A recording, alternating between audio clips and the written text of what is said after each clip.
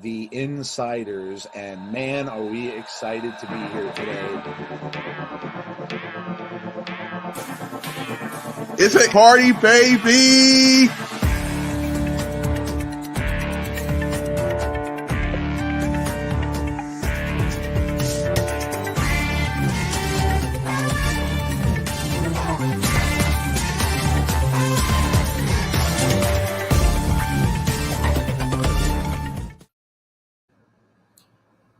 Welcome to the party, the 3K party. We are doing something a little different, of course, this Sunday night. So we're glad you guys could all come out and join us because, of course, this is in a celebration to us hitting 3,000 subs. And, of course, it's really a celebration of you because without all of you, we wouldn't be here, certainly, right at this moment. And, of course, a celebration of everybody who's worked so hard on our show. And, of course, none other than my co-host, Jeff, who has done the graphics work from the very start. And like I said, I think I was talking about this on Impact the other night. When you go back and you look at it from the – and I shared one of our old graphics, our old logos. When you go back and look at it from the very start, you know, he was busy making a show. It started off as an audio podcast into an amazing presentation. And listen, I couldn't have asked for a better co-host because honestly, I'd be sitting here with no audio, or I'm sorry, no video, because I have no clue what I'm doing. And so I have to say thanks first to Jeff for starting this venture with me. And I could not be more thrilled with. I mean, never in my mind would I have thought that we'd get 3,000 subs in a 2-year time. Never in my mind. I couldn't have imagined that in my wildest dreams. So thank you to you. Of course, Jody. Jody, we met on an interview. And, you know, lo and behold, Jody knew, you know, she got to grow into really becoming a huge fan of Bray. And that's kind of where this all started. When we were talking to her, that's Jody was actually one of our first interviews, actually, if I'm not mistaken, Jeff. Yeah. And of course, that's where that whole venture started as well. We thought, hey, you know what? She loves Bray. She knows a lot about Bray. Why not have her talk about Bray? And that's where Abby's Window came about. So it's amazing, and couldn't have asked for a better group of people. Of course, Tazzy can't be here. And everybody else who's helped us out along the way. I know Conrad has sat in on a few shows. We had help from other people as well behind the scenes that kind of helped us through that first year. And we wouldn't be here without them. C Wrestling. I'd be remiss if I didn't mention C.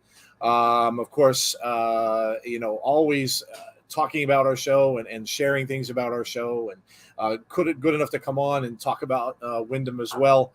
Oh, man, I'm probably missing people. Marie Shadows, I know, has done some help with us behind the scenes. Foul Original has done some help with us as well.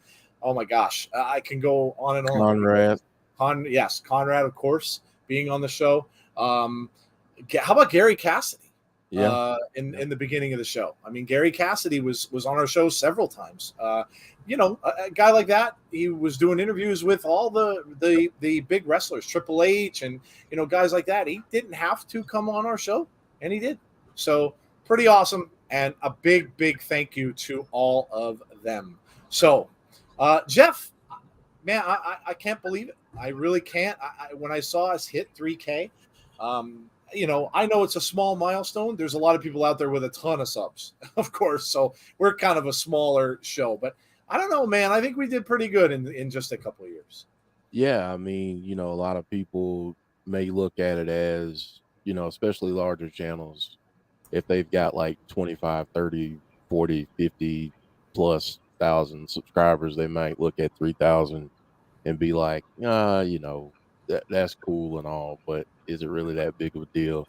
It is a big deal to us. It's that big of a deal to us because, when we started out, it really started out as a concept and an idea, and to make it what it became, to make it what it is now, and to go back and look. I will be honest with you. I went back just because of nostalgia's sake. I went back and looked at some of our old stuff, and I cringed at some of the video work that I did. I mean, it came out okay, but I cringe because it's like, wow, I know what I had to do to make it look a certain way, and all the YouTube problems that we had early on. But yeah, I mean, it's a cool milestone. Really appreciative of all the people that have helped along the way, and all the people that continue to come and rock with us every week. It's awesome. Absolutely. And Jody also was able to get us hook up with a lot of people that Wyndham knew, some very close people that Wyndham knew. So, obviously, Jody, I'm going to let you say, I'm sure you could shout out thanks to all of them who've been here. Jason Baker, many others that were close to Bray as well.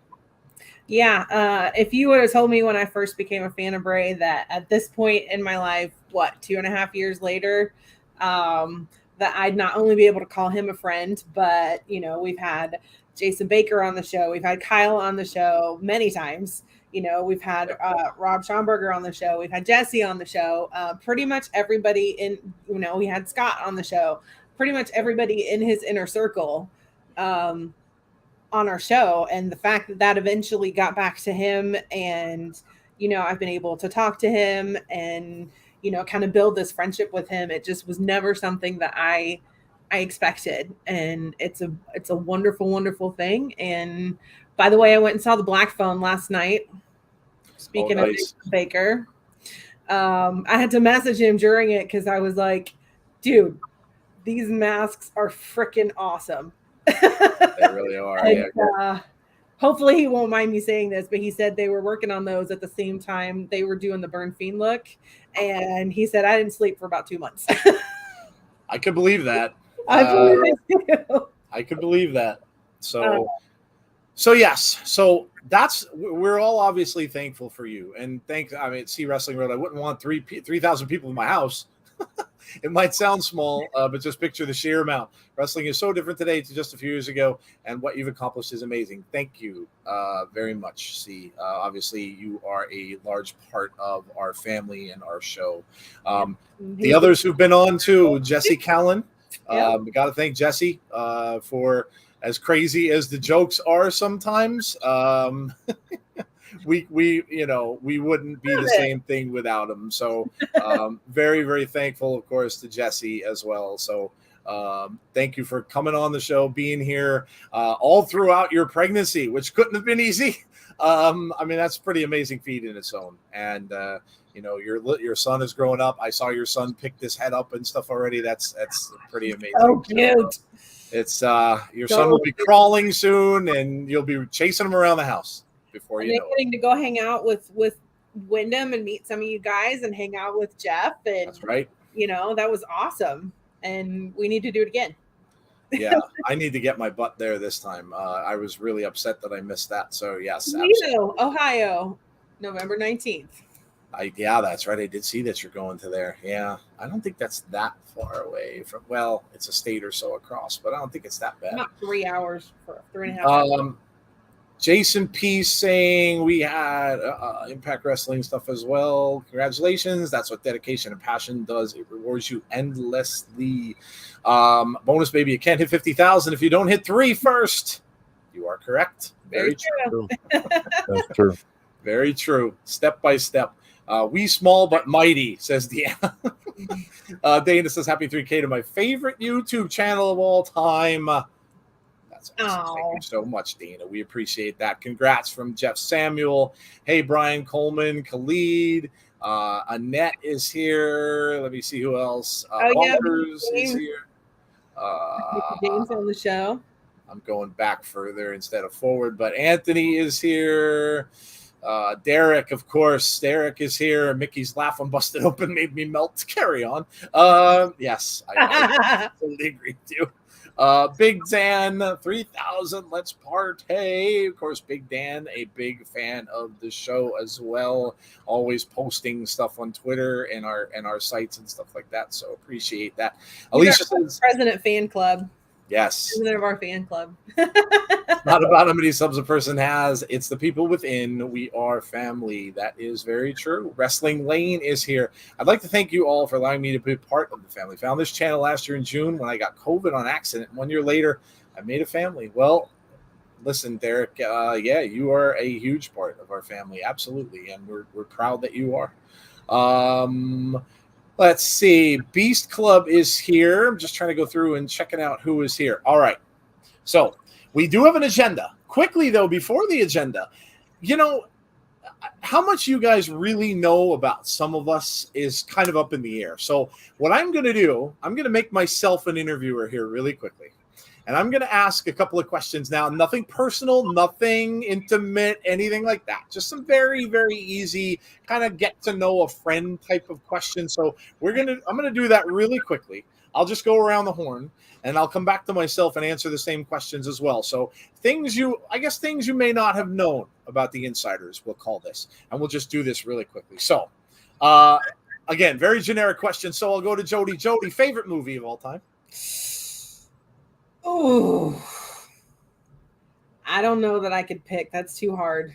You can put them in a group. Just name a couple. I mean, The Exorcist has to be up there. Yeah. Halloween, some of the Halloweens have to be up there. Black Phone is now up there because it was freaking awesome. A little bit of a romantic, so I do like all the Nicholas Sparks movies. Walk to Remember, The Notebook, all that. I also loved all the Harry Potter movies. I jumped on the bandwagon with the Twilight stuff and the 50 Shades of Grey stuff. So yeah, I could not pick a single favorite movie. Phantom of the Opera, I love musicals.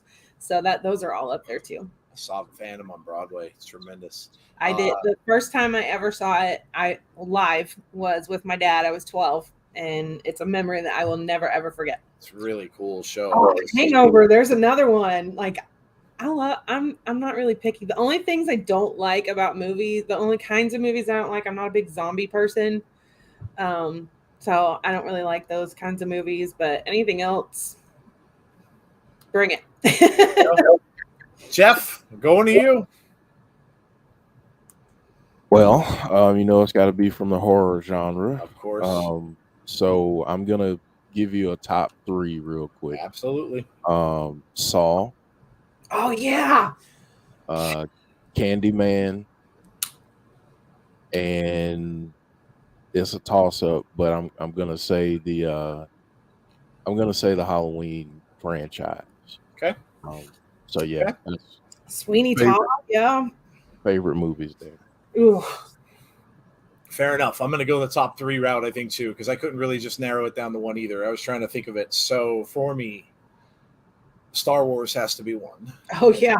The original one, like I really, it changed my life. I was 8 years old, and it was just amazing seeing it on the screen for the first time. Number 2, Jaws. Absolutely love Jaws. I could watch it time and time and time again. And that movie came out in like 1974. So I was 5. I obviously didn't see it until I was probably in my teens. But absolutely love it. And third, I grew up loving stuff with UFOs, and I still do today. I would love to get to see some of the places like around Area 51, that area, like all that kind of stuff. I love it. I've always been like a dreamer, that kind of thing. I read books on all that Project UFO stuff in the 80s, and I love it. So Close Encounters of the Third Kind, absolutely love the story. It's one of those movies where you could kind of put yourself in the position of Richard Dreyfuss in that, and it's like, and watch it from that. And I cannot tell you, Jody talking about Black Phone, I cannot tell you how excited I am about seeing a film coming up called Nope. Yeah, I saw the trailer for that. That was so cool. Excited. I got my tickets. Going on Monday. I can't wait. I saw it up on the XD theater when I went to see Thor, the trailer, and the lead actor in it compared it to Close Encounters. I'm like, oh my God, I'm in. So I am absolutely thrilled. And I wouldn't be me if I didn't mention Friday the 13th. That has become synonymous with who I am. My mom laughs at me all the time, and she's like, how does it feel to be like looked upon as a person who loves a serial killer who's mass murdered? And I'm like, really cool. So yes, those are mine. I'm a sci-fi, fantasy, horror kind of a guy. I'll watch just about anything. I've loved comedies. I've loved romantic films. In fact, people make fun of me sometimes. There's a movie called The Walk to Remember. Oh God, I love that. I get choked up every time I watch that stupid movie, and I know how it went.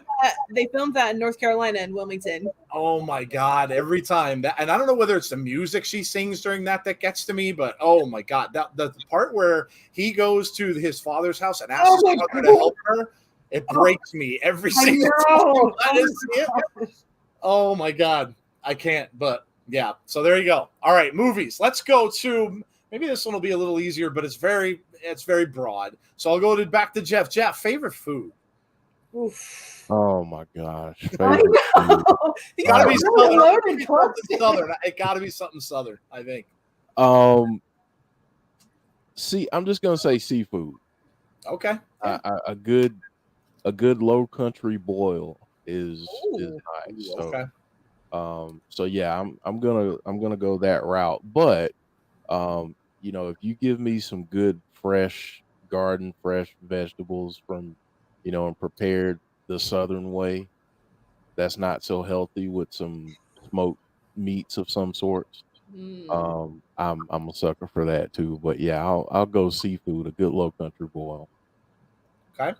All right, Jody. A full English breakfast. Well, that makes sense. What does it consist of, Jody? It is British bacon, which is back bacon, so it's like almost like country ham, but not as salty. Baked beans, sausage, egg, toast. It comes with typical black pudding, but I'm not a big black pudding fan. Yeah, it's awesome. Tomatoes, that's right. Okay, all right. Oh man, I'm going to make mine very broad as well. And it's funny because my family, was a little bit of a mishmash of everything. A lot of my family was from Poland, so I have a lot of Polish, but I also have Greek and I also have Italian.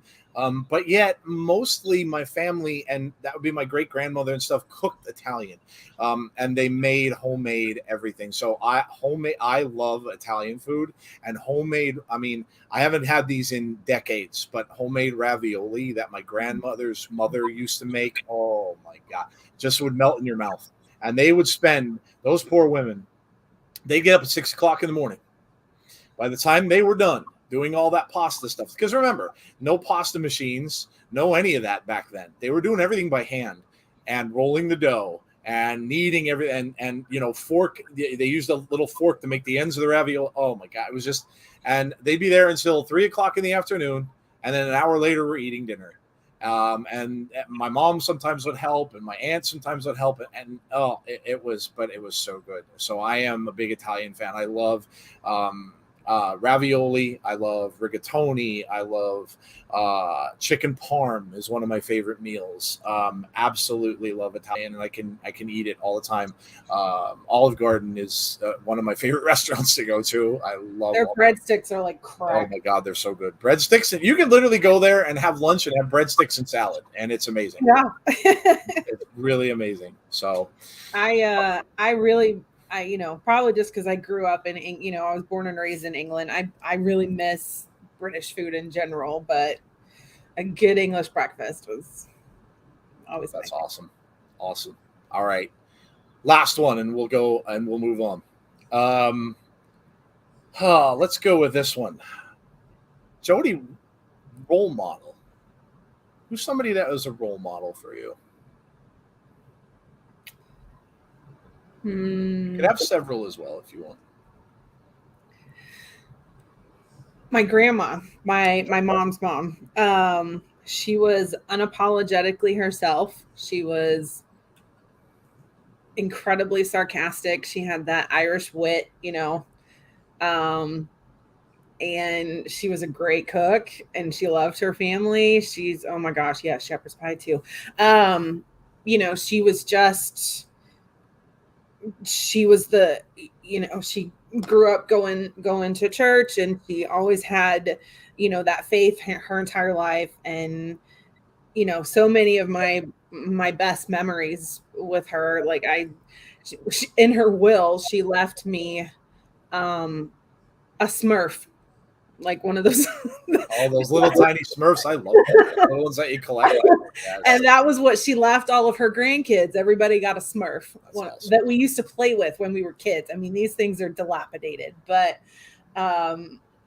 she was just unapologetically herself. She had that sharp, we used to call it the Neil Acid tongue, because she was on it. She was sharp, and she didn't care what people thought about what she said.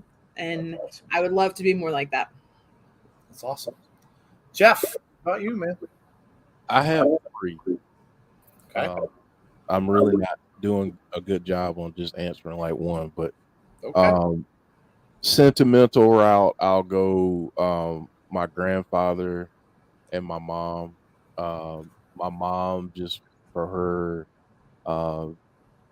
just the way that she carried herself, the way that she, even in the face of adversity, in the face of, being diagnosed with cancer, she never gave up. She never lost her faith.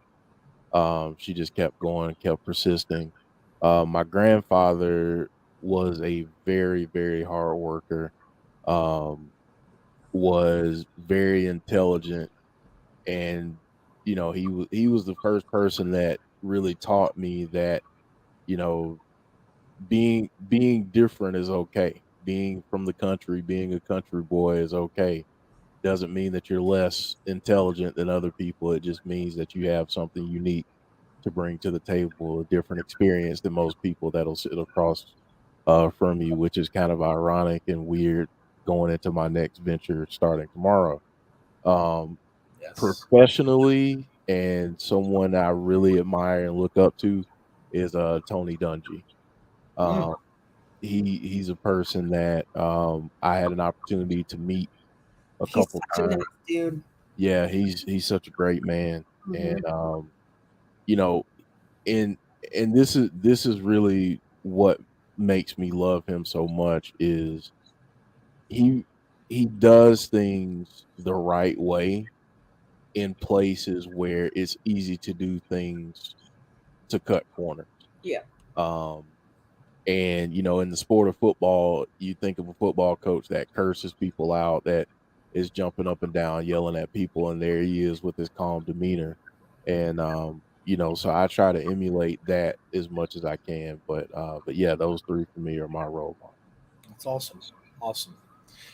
It's funny how a lot of us, and I could see in the chat too, a lot of people are saying grandparents, which is it's a little different because you kind of think parents.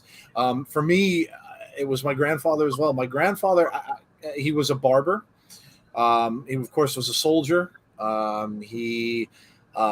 They moved here with his parents because of the mines in the area, because that's where the jobs were. He was a hard worker, the 9 to 5 every single day, and yet he was the kindest person. Who I spent a lot of time there because my parents, broken family. My parents got divorced, and I spent a lot of time with my grandparents because my mom had to work. But he always had time for me. When we'd finish up dinner, he'd be the first one to go and get a game and play checkers with me, or play different kind of games. Whenever I wanted to watch something on TV, he was perfectly fine putting a show on TV that I wanted to watch. And I have a memory with him that I'll never forget. And it happens to be one of the biggest baseball memories of all time. And I was always a Dodgers fan. So I was over his house, and he had, of course, the little TV with hardly any channels on it back then. He had like 13 channels on his television and the antenna sticking up to try to get reception. And I had just gotten there, and he had tuned on the Dodgers game against the A's. Tazzy, if you're listening, I'm sorry. But when Kirk Gibson, and if you've known baseball, if you don't, you'd have to look it up. But if you know baseball, Kirk Gibson was one of the Dodgers' best players during that season, and he was injured to the point where he didn't play the entire game. The Dodgers were losing. And he came up, and it was a unbelievable scenario. If you're a fan, he came up against Oakland's best relief pitcher. His name was Dennis Eckersley, and you just didn't hit this guy. He comes up, and they needed a pinch hitter, and all of a sudden they announced his name, and everybody was like, "What? Like, how? He hasn't played. He can't walk. Like, he hurt his knee, could hardly even limp up to the plate, and he comes up to the plate, and don't you know it? He hits a home run." And ends up winning the game for the Dodgers. And I got to watch that with my grandfather, which was absolutely amazing. And to this day, it was like, wow, I'll never get another moment like that. And my grandfather was, he was a Red Sox fan, but my grandfather was thrilled for me seeing that happen, because both of us thought the game was over. And when he came up, and I can just remember my grandfather smiling and kind of like snickering a little bit that it even happened. And it was fantastic. And the other thing about him was never had a bad word to say about anyone. If he was a man who, if someone got on his nerves or got, said something to him, and, my grandfather would just kind of back away a little bit, not back down, but he wouldn't get into confrontations much with people. And that was kind of a detriment to him, I guess, sometimes too, because people say he was a little too kind, and sometimes you get stepped on when you're like that. But yeah, definitely my grandfather. And of course, I have to shout out my mom as well. My mom and I were not super, super close, but I think more of that was because of the broken family and the fact that I became my sister's father, in essence, because my sister's 8 years younger than me. So I was always left watching her. And when you're a teenager, you kind of resent that because you want to go do your own thing. You want to be with your friends. You don't want to be home with your 8-year-old sister. But I realized that my mom had to keep everything together, and she did. She went out and she was a waitress job. She'd be working from 4:00 in the afternoon until 1 in the morning. She put dinner on the table. I served dinner to my sister, and that was that. So, but yeah, my grandfather and my mom. So, Well, there you go. Some things you may have not have known about the insiders, and now you know. And thank you for all playing in the chat. I saw all of your comments in there. People saying their grandfather, other parents and stuff that were mentioned. Let me see. Jeff says, I'm in agreement with you. My mom was my role model. God rest her soul. Yeah, obviously, rest in peace and power to all of the parents and grandparents and that are no longer with us. That had a big part of our lives. So, yes, absolutely. All right, we are moving forward. And let us see what we've got next. We have, I think, a thank you video, Jeff.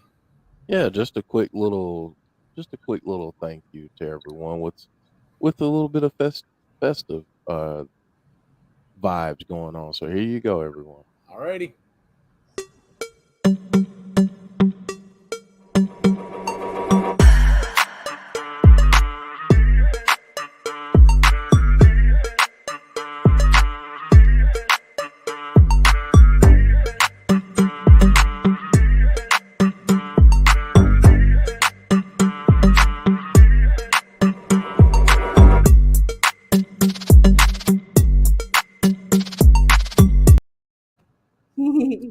There you go. Over here to that music. No, I was jamming over here. Yeah, all right.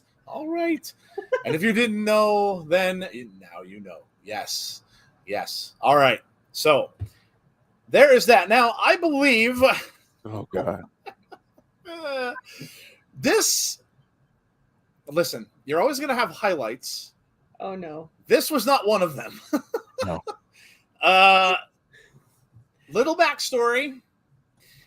When we first started, we did a lot of interviews. Now, they weren't. We were lucky enough to get some wrestlers. I mean, Thunder Rosa, who's huge, huge. I love her. We had Nikita Koloff, a wrestling legend. We had Will Allday, who is from Booker T's promotion, of course, and he's been in AEW, and that was, of course, Jody talked to him, got him on the show. We had, we had Zicky Dice was on our show. Oh man, we had Rohit Raju from Impact Wrestling on our show. Josh Alexander, the current champion, was on our show on a New Year's Eve. So we have had the pleasure of talking to some amazing people. I'm working on Friday. Yes. And we also did interviews with people from the community, which was cool because we got to meet some people that we didn't know a lot about. This one was definitely not our brightest moment. We got how can I say it? Roped in, shall I say, maybe the word, to doing this. And we did. And we were under the impression that this was a person who was going to a wrestling school and stuff like that. And so we kind of got, hit with that. And we're like, all right, Jeff has a wrestling background. You could ask him a lot of questions about what he's doing, training and things like that. So we have a clip from this. It's not a very long clip, but this is a clip from what we call our lost interview. So you've got the backstory. So just imagine that, we're sitting here, Jeff and I are sitting here and doing this, and we're hearing this. And so we got baited. Yes, we did, Tony. And I want to say this too before I play it. The clip that I'm about to play, it's a little bit longer. I let it breathe a little bit because I wanted to give this person a little bit of time to say some other things. And I'm probably going to stop it because it makes me cringe every time I now hear it. And just one little disclaimer. We are not out to try to embarrass anyone here. No. We're not out to try to demean anyone here. It's all done in humor. I don't even know if this person is around anymore or still on the socials or anything like that. But if we're not out to do that. We're not trying to be mean. It's just, and this person is probably going to look upon this someday as being funny as well. Yeah. So that's what we're doing. It's just two guys that were pretty new to this, thinking we were getting something we weren't. That's kind of what it is. Yeah, and this person, so before we started recording, we were asking questions about training. Yes. And we were told and this is why the bump thing, and it'll make sense in a minute. But this is why the whole taking bumps thing was so funny. And you might hear me chuckle a little bit, because they were training with stuffed animals. Yes. That's what they told us before the interview. Okay, anyway, I'm gonna stop. We'll just go ahead and play it. Because yeah, here it is. Here it is. All right. So tell us all about, we were talking a little bit before. So you are a wrestler. So tell us about that. Tell us, when you started and tell us what you're doing. 2018 is when I started. I looked at it like just a minute ago before we started recording. I actually got up and moved and found that it was the Thursday after WrestleMania 34.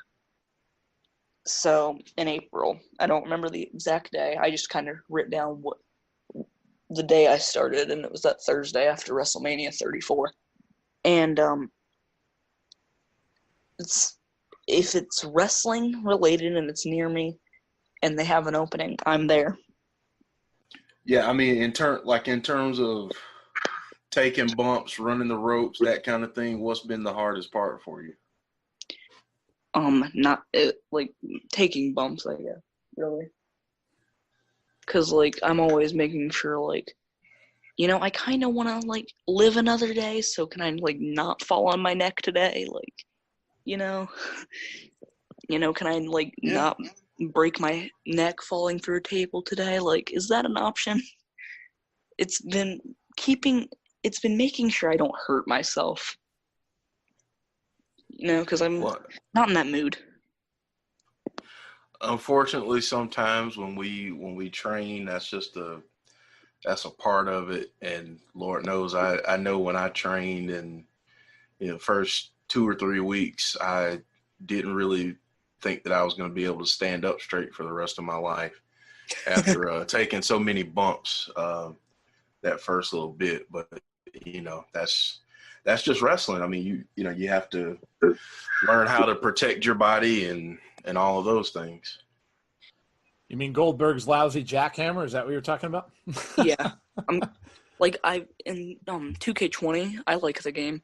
I went in there and I edited his moveset the next day, made sure his finishers weren't jackhammers. They were vertical suplexes and brain busters, and I assigned him a double leg takedown instead of a spear. Just because that's how mad I was at him. Because I'm this man, when I was watching him, a long time ago, I'm dang, he's probably the best spear ever I've seen. Now I'm in the list of if Goldberg was in my top 10, he wouldn't even, if I had a top 10 list of spears, Goldberg wouldn't be in the top 100 at this point. Because he pretty much does, I've always realized in my career, I'm there's one way to botch a spear, and that's drop someone on their head. Goldberg managed to do that in an entire botch a spear a way I didn't think was possible. Yeah. Oh my God. Yeah. What a mess. Joe, I'll be honest. I went back and listened to the whole. I listened to the whole interview. I don't even know how you could have gotten through it. I listened to the whole interview, and it's one of those things where, I love the enthusiasm, I love the passion, but when you talk about taking a bump, and this is when I think I might have texted you this. Yep. If you're taking a bump and you're worried about breaking your neck or hurting your neck, you ain't doing it right, because a bump is your back, not your neck. If you're taking a bump that way, then yes, yeah.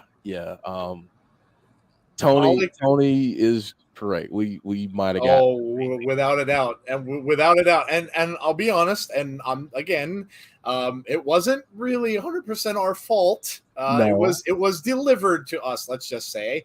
And as we're going through, I'm texting Jeff back and forth, and I'm saying to Jeff, I'm this kid, I don't even think he's older than about 10. at this point. And I'm like, so, and then Jeff's like, yeah, we need to cut this. We need to cut this. And it's like that you're getting the sign, you're getting the producer sign going, enough. And so we usually do our interviews. So we got about to 20 minutes, I think it was, Jeff. And then that was, and we like, well, we really appreciate you being with us tonight. Thank you so much for coming out. And we just we're like, that's it. That we're done. And then with the thing with the stuffed animals, and I just like it was, and I felt bad because of how it ended, and I didn't put that in there, right? But how it ended, it was so abrupt and everything. It was just like, okay, so yeah, this was cool. Thanks. Yep. It was so bad, so bad. It wasn't necessary. I'm not gonna reveal it, Heather, but it wasn't YouTube. It wasn't YouTube. That's all I'm gonna say. Those of you who know our past and where we came from, this was passed on by someone. Yes, that's all I'm gonna say. Not saying anything else about it. And why did that not surprise me? Yeah, I know exactly. Never mind. Now Jody knows. Yep. Yeah, Jody knows. Mm-hmm. And I'll say this too, because someone said I would have loved to have seen your reactions. Thank God we were not doing video. You are correct. But see, if you were doing video, you would have seen that this person was like 10 years old. That's what I said. There's no way he could have been more than 10. I get it. Listen, some people have younger sounding voices, but there is no way that this kid could have been more than 10 years old. And the Coug, listen, I tried to be. I didn't want. I'd never be out to hurt someone, and I didn't want to embarrass the poor kid because that could ruin you. So I didn't want to do that. So we were just kind of going along with it the whole time, and it was like, can I get interviewed now, Sissy? We interviewed you. Were with me on Monday. In that particular format, yes. Do you think his mom was his prom date? It was just bad, and that was and Jeff saved it the whole entire time. We were supposed to put that out, and it was like and I'd have to say I did feel a little bit bad because whoever the kid was, the minute that we were done, he took his Twitter down and he took his Instagram down, and he was gone. So either he knew it and he knew that we knew, and he just was embarrassed and stuff like that. And look, it is what it is. It was kind of a situation that was just a bad situation. We really just tried to make the best of it. So, but yes, that was not one of our best moments, let's say. No, that interview, like Joe said, we typically do our interviews, and we learned. I'll say this too: that experience taught us a lot about what to look for and what to do on our part going forward. Like that was a big thing. Like we've gotta vet these people big time, because if you're saying you're a wrestler and I talk to you about taking a bump and you mention neck, then that's a red flag. Yep. So, and then we didn't even go into the part where the person was talking about their gimmick, and they're like, yeah, I kind of go between 4 different gimmicks. Yep. One is kind of like Bray Wyatt, another one is like The Undertaker, and the other one's like this, and then another one's like, and it's like, oh, okay, all right, let's. In your living room? Hey, listen, we did mention 2K, so just maybe. It was either 2K or he mentioned John Cena being his favorite. Listen, I think it was just a kid who watched wrestling and probably played wrestling games and stuff, and that's what I think it really was. But it was a lesson. It was certainly a lesson. We got fished. Yes, we did. We did get fished. Couch cushions, LOL. Wait, so you interviewed Joe Gacy? You know what? As a matter of fact, we did interview Joe Gacy. He was only 12 then, and somehow miraculously in a couple years Yeah. he turned out to be, you know, the person that we love and know from NXT. Yeah. So, Right. Yeah. you know, yeah. Anyway, so obviously, listen, we always enjoy doing interviews. We absolutely love it. We've talked to some amazing people, and we hope to keep doing that. And you know, we're always it was easier during COVID because people weren't doing anything. Was the bottom line. It's harder now because wrestlers are always doing stuff. They're always out in a lot of them are out in the indies and they're with their companies and stuff. So it's very hard now to get them. But we will always try. We're always trying to talk to new people and get some other people in and indie wrestlers and such like that. We don't care who it is. We will talk with anyone because we just enjoy hearing about that side of the business. So watch for more, and we will definitely try to get more out there in the future. So, We've got two coming up. One right. with the young lady, and I won't give it away, but one with the young lady that was recently on AEW Dark. There you go. And yeah, so be on the lookout for that. And there may be some bigger ones coming too down the road. I'm working on these two guys right here. There you go. There you go. That would be a tremendous boost to our channel. I've gotten send me a message and we'll talk about it from both of them. So. There you go. All right. So keep your eyes peeled. You'll hear more about that on Abby's, I'm sure. All right. We are now going to, you guys ask us this question probably more than any other. And you're always asking us who our favorite wrestlers are. So we're going to tell you. We're going to give you a top 10. Jody's top 10, I'll just spoil it for you right now, is all Bray. It's all different variations of Bray. Mm-hmm. But we're going to give you our top 10s. Some of them may surprise you. Some of them maybe not. Some of them are coming from, obviously, you got to remember, and like C pointed out, I'm 346 years old. So I watched a lot of wrestling through my life. And I've seen wrestling from cavemen. I've seen wrestling from people in ancient Rome. I've seen all of that. So I have a lot to choose from. So a lot of my, you may have heard some of these people. I'm sure you have. And some of them maybe not so much. So we are going to do our top 10. You guys feel free, play along in the chat. Tell us who your top 10 wrestlers are as well, or tell each other while you're waiting for ours. So let's get this started. We did a lot of top 10s, by the way. If you're going back to check, and I saw some people are saying they're going to go back and check out some of the interviews. Yeah, please do. Yeah. Check out the library. Go back and look a lot of that stuff up. You'll love the interviews. Some of them were amazing. The Zicky Dice interview I thought was awesome. Zicky is really an amazing dude. And of course, the Thunder Rosa thing, a lot of inspiration from Thunder Rosa. So yeah, check those out and go back and check out our Twitch streams that we did too, because we did special ones that were top 10s. They were a lot of fun. We did gimmicks, we did horror wrestlers. I forget a couple others that we did, but yeah, check those out. They were a lot of fun. Joe, you mean Supernatural? Oh yes, Supernatural. Yeah. Not the TV show, the word Supernatural. Supernatural, yes. Yes. My favorite ones were, I'm partial, but our interview that we did with Jason Baker was up there, and that was a great one. The interviews that we've done with Kyle, we've done I think like 3 with him, and he's just such a good buddy. I love picking his brain. But yeah, the one we did with Jason Baker is up there. It's if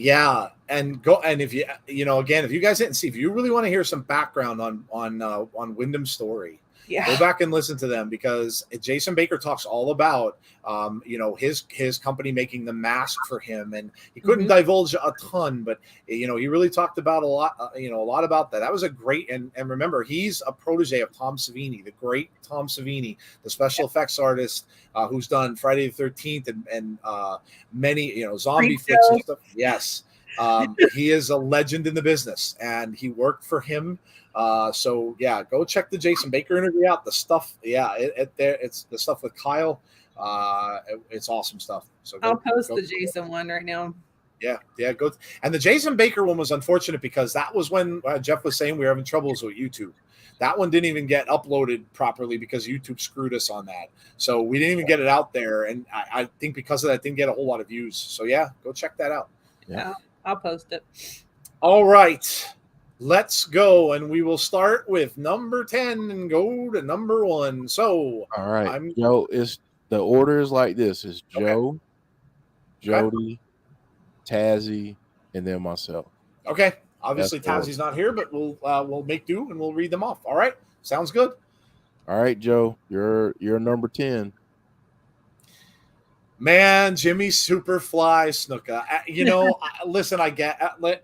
You got to remember with these lists, okay? So a lot of, you're going to see some wrestlers in here who got themselves in trouble a little later in life. But they were a big part of my childhood. This dude was like a superhero almost, because I have never seen anything like him. The jump off of the top rope. Now I was a little too young to see him in Madison Square Garden do the Superfly off of the top of the cage. But I watched it, and I saw pictures of it in wrestling magazines, because that's how you got a lot of your wrestling back then. And it was absolutely amazing. When Roddy Piper attacked him with a coconut, I was furious. I was absolutely furious when he did his spot. Do you want a coconut? I was absolutely furious because I absolutely loved him. He was unbelievably athletic. And the fact that he wrestled almost like Riddle now and the Von Erichs, it wrestled in bare feet. You don't see it very much, and the fact that he would be, when it was amazing to me. I was probably maybe 11 or 12 when I was watching his matches, and when you would see him try to navigate up on the ropes with bare feet, you're thinking to yourself, my God, how do you do it? And then, of course, I saw him wrestle Ray the Crippler Stevens in a brutal match. It was the first time I saw Ray Stevens pile drove him on the cement floor, because they used to rip up the mats off the cement floor a lot back then, and he pile drove him on that cement floor. And my God, that was back then. I didn't know that wrestling was scripted. I didn't know that stuff was going on. And when he did that, he busted him open and bled, and I was like, oh my God, like this, I'm thinking to myself, this dude's going to the hospital. This is horrible. And then he wasn't on TV for so long afterwards. And I'm like, oh my God. But I love this theme music. Superfly. When we come down to the ring. Jimmy Superfly Snuka is my number 10. And I absolutely loved him. So, all right, Jeff. All right, Jody, you're number 10. Oh gosh. I think I picked Mick Foley. Yeah. So, Mick Foley is a legend, and having so much of an impact on Wyndham and his 3 different characters, he was just like, he was on another level. And, he's really, really awesome with the fans. And I just love that. He's been, I've been going back and watching some of his old stuff, and he's just awesome. I love it. Definitely a huge inspiration for Wyndham, no doubt, with the 3 faces of Foley, and Wyndham with, of course, Muscle Man and his other characters that he did recently. Yes, very, very, very much. And listen, I got to shout out, Mick follows us on Twitter. So we got a follow from Mick Foley, which is pretty damn amazing. He is an absolute legend in the business. The barbed wire, he was always an extreme dude. If you go back and watch, you can see videos of him practicing wrestling in his backyard and doing jumps off of his roof. And then, of course, Mr. Socko, the Rock and Sock connection. He has been a huge part of what WWE was. And listen, he is an absolute legend. So, all right, what's next, Jeff? All right, Tazzy's number 10 is Lita. Wow. Okay. All right. Yeah, all right. He went with Lita here, and I'll be honest with you.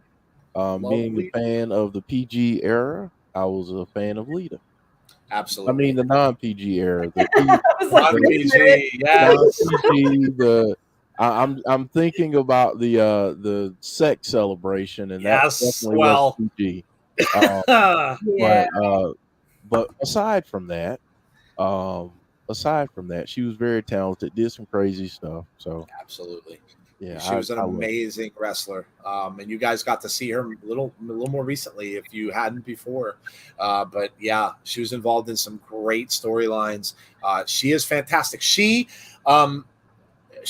well known for being a kind of, I mean, you see her look, and that's kind of just how she was. She fit the 90s very well, because you had all that goth stuff going on then, and this and that. She could kind of be a little bit of that, little bit of punk. But yeah, she is an absolutely fantastic wrestler and a legend in the business.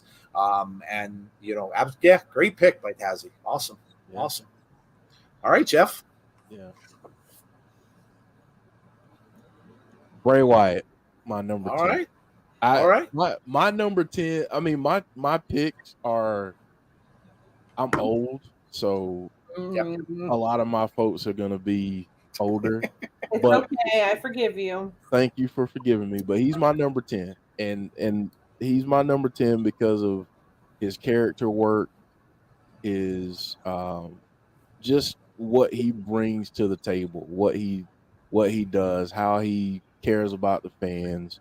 And he pulled me back into wrestling at a time where I was kind of jaded on wrestling. He pulled me back in, and it was a tremendous ride, and I'm looking forward to the next chapter for Bray Wyatt. It's a great shout, and a lot of us probably wouldn't be here doing this stuff if it weren't for him. And yes, I would agree with Jeff. I was kind of down on wrestling and WWE, yeah, when I saw those vignettes of him coming in with the Wyatt family, I wasn't watching NXT, so I really didn't know of him there. And of course you saw him in the Nexus and stuff like that. But again, I really didn't. But when I saw those vignettes, the horror stuff will hook me instantaneously, and it did. So yeah, absolutely. Great call. And like Jeff said, we look forward to seeing what's next. So let me read a couple of people's stuff here quickly, and we'll go to number 9. The Kook says Sting, Dr. Wagner Jr., La Parca, Blue Demon, Roddy Piper, Randy Savage, El Santo, Ricky Steamboat, Bret Hart, Mil Mascaras. Okay, yeah, that's cool, man. Mick as an honorable mention. I'm also a Lita and Mickey James fan. Undertaker, Stone Cold, Shawn Michaels, Triple H, Bryan Danielson, The Rock, AJ Styles, British Bulldog, Mick Foley, and Warrior. Trish and Lita were part of the PG era. What a multiverse we were in. Cena, The Rock, Triple H, Liv Morgan, Alexa Bliss, Roman, John Moxley, Mick Foley, British Bulldog, and Bray Wyatt. Bray Wyatt is so creative. Derek says number 10 is RVD. Rob Van Dam. Yes, watched him a lot in ECW. So absolutely. Couldn't do a top 10 because I have so many, but I like Bray as my number 1 because he was rolling helping me cope with the passing of my wife. Everybody's important to everybody for certain reasons, and that's why wrestling is cool. Makes things personal. So, all right, let's go to number 9. All right, Joe, you're number 9. Shocker. Hold on. I gotta play this. Do it. Giggity. I mean, Derek, where are you? Support my pick. Mickey is awesome. And when she came in and did that whole storyline with Trish Stratus, I kind of liked her from off the bat because she was playing a nut. Like, for lack of a better term, she was a stalker. And again, I kind of dug that. I'm like, wow, who is this woman? And I mean, is she pretending to be Trish? Like, what's going on? Trish was so big at that time. And Mickey comes in and does that whole thing and like some risque stuff. And of course, that was the Attitude Era. So, we had a little replay of that on Impact too, where we got a kiss between Mickey and Chelsea. And that's what happened with her and Trish. So yeah. And look, to this day, she's a legend.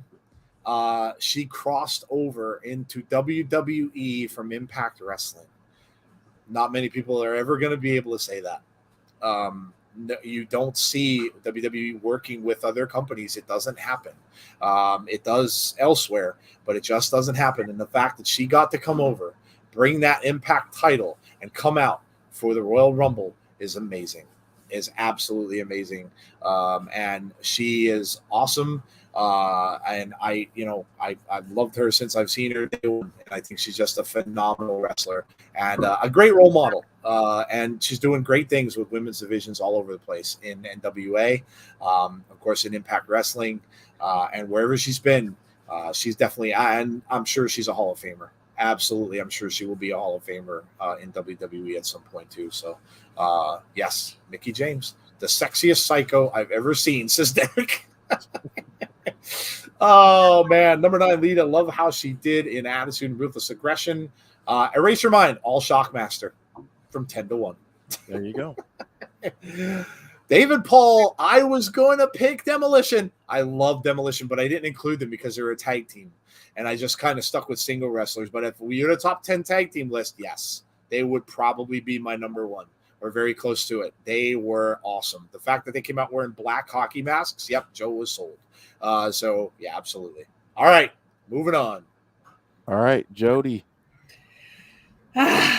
Yes. Ooh. So my number 9 is Andre the Giant. And actually, I can say that was really the first wrestler like I ever knew of. Because obviously, he was in Robin Hood Men in Tights, and it was awesome. And I didn't know he was a wrestler then, but that's a very special movie to me, and he just kind of stuck in my brain after that. And then when I started getting into wrestling, Chris was telling me all about him, and it's he's also a legend. Oh, absolutely. Jody, you should watch the documentary if you get a chance. It's fantastic. Yeah, it's sad, a little bit of it, but it's fantastic. And I don't know if I told the story before, but I got to meet him. Really? I was 8 years old, and I'll never forget it. He was in a gym that was way too small for him. In our little town, and he was walking out. My dad took me, and it was walking out, and he literally stuck his hand, as he does a lot with kids, but he put his hand right up on top of my head, and his hand almost covered my face. It was an unbelievable moment, and I'll never forget it. I kept saying to my dad, "Dad, do you have a pen? Do you have a pen?" And no one carried pens or anything at the time. No one had camera phones, so you couldn't take a picture. It sucked. But yes, Andre was phenomenal. And look at the matches he was in. Against the match against Hogan, and of course he was feeling ill at that time, so he wasn't at his best. But I saw him wrestle many matches. I saw a few live when he wrestled Big John Studd. Him and Big John Studd was a huge feud. They fought all the time because Big John Studd was another big wrestler, and you didn't see anybody that could really stand toe to toe with him. And from what I hear and from what the documentary talks about, he was a very kind man. And it's just a shame that he kind of left us when he did. But yes, and The Princess Bride. Who can forget The Princess Bride? Yes, another great movie with Andre. So that's what it was. See, my brain's not working today. Princess Bride. Yep. Not Robin Hood Men in Tights. Fantastic flick. Princess Bride. Although Robin Hood Men in Tights is a really great movie. Yes. No, they both are. Yeah, but I love it. So my name is Inigo Montoya, and you killed my father. I love that movie. It's a great movie. All right. Next up. Tazzie's number 9, Trish Stratus. Is Tazzie going with all women? That's going to be freaking hilarious if it's all women. It's not. It's not. But he's picking the since I misspoke earlier, Attitude Era. Sorry, we're human, but Yes. Attitude Era, Yes. another a major. Trish, she was probably my favorite during that time. Yeah. During that time, she was probably my favorite. Listen, she had it up. His peach list. Yeah. Listen, she had it all. She had the looks. She had the moves. She was a great wrestler. She had it all. And again, another legend of the business that absolutely the women's division would not be where they are without some of these women. And they pioneered through a lot of stuff. And really, could you imagine if they were in the time we are now, where women's wrestling is at the spotlight instead of kind of backpedal to the men? Yeah, unbelievable. And I've known people who have met her, have gotten autographs and stuff from her. They said she is a lovely person and very, very kind. So yeah, Trish Stratus is absolutely right up there with the top female wrestlers of all time. No doubt. No doubt. Yeah. All right, Jeff. My number 9, Oh, the bad guy. rest in peace. Rest in peace, Razor Ramon Scott Hall. Hey, yo. I love this dude, man. Absolutely love this dude. Listen, and he started out, back in the day in a tag team with Mr. Perfect. Not too many people know that. But that's where he, kind of got his start. But man, Razor, what he did as Razor Ramon, the vignettes are so iconic at this point. Yep. That is tremendous. And I've gone back and looked at some of the vignettes and all of that. And then it takes me back to when they first came on. I was like, man, I gotta root for this guy. I gotta root for this guy. Obviously, the latter match that he had with Shawn Michaels, we did that watch along here, and it was awesome. But he had so many great matches, and then what he did as NWO, just tremendous. Gone way too soon, but I had to shout out Razor here. He's the reason why I still have mint toothpicks up in my cabinet, and I literally would go into work. And my people probably hated me, but I would sit there and I'd go, hey, yo, and I'd get the toothpick and fire my toothpick at my white coworkers. Yeah. So he was unbelievable. And yes, that when he would come out and talk, of course, before the NWO comes out and did time for a little survey, it was fantastic. It was absolutely fantastic. And yes, gone way, way too soon. And it kind of looked as if he was starting to, come around. He was working with DDP, and it kind of looked like he was getting, of course, he got into the Hall of Fame. And so who knows what could have happened? We'll never know. But yeah, absolutely one of the pioneers of the wrestling business for sure. For sure. All right, man. What's next? Joe's number 8 is next. Give me a hell yeah. Stone Cold Steve Austin. Listen, when you watch his biography and you realize where he came from, and he himself never would have thought that he would have gotten to where he was. And again, we're like Jeff's saying, a lot of stuff from the Attitude Era, right? But Stone Cold was tremendous. Stone Cold was, and see, at this point when I'm watching this now, I'm in the beginning to middle of my retail career. And so Stone Cold, you rooted for this guy because they talk about this, he was the guy who can say stuff about his boss and then go and beat him up at the same time. So, I mean, how could you not like that?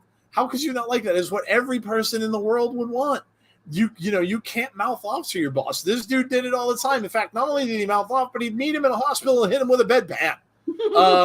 I mean, come on. This dude, Stone Cold, he had titles and stuff, but you know what? He never needed them.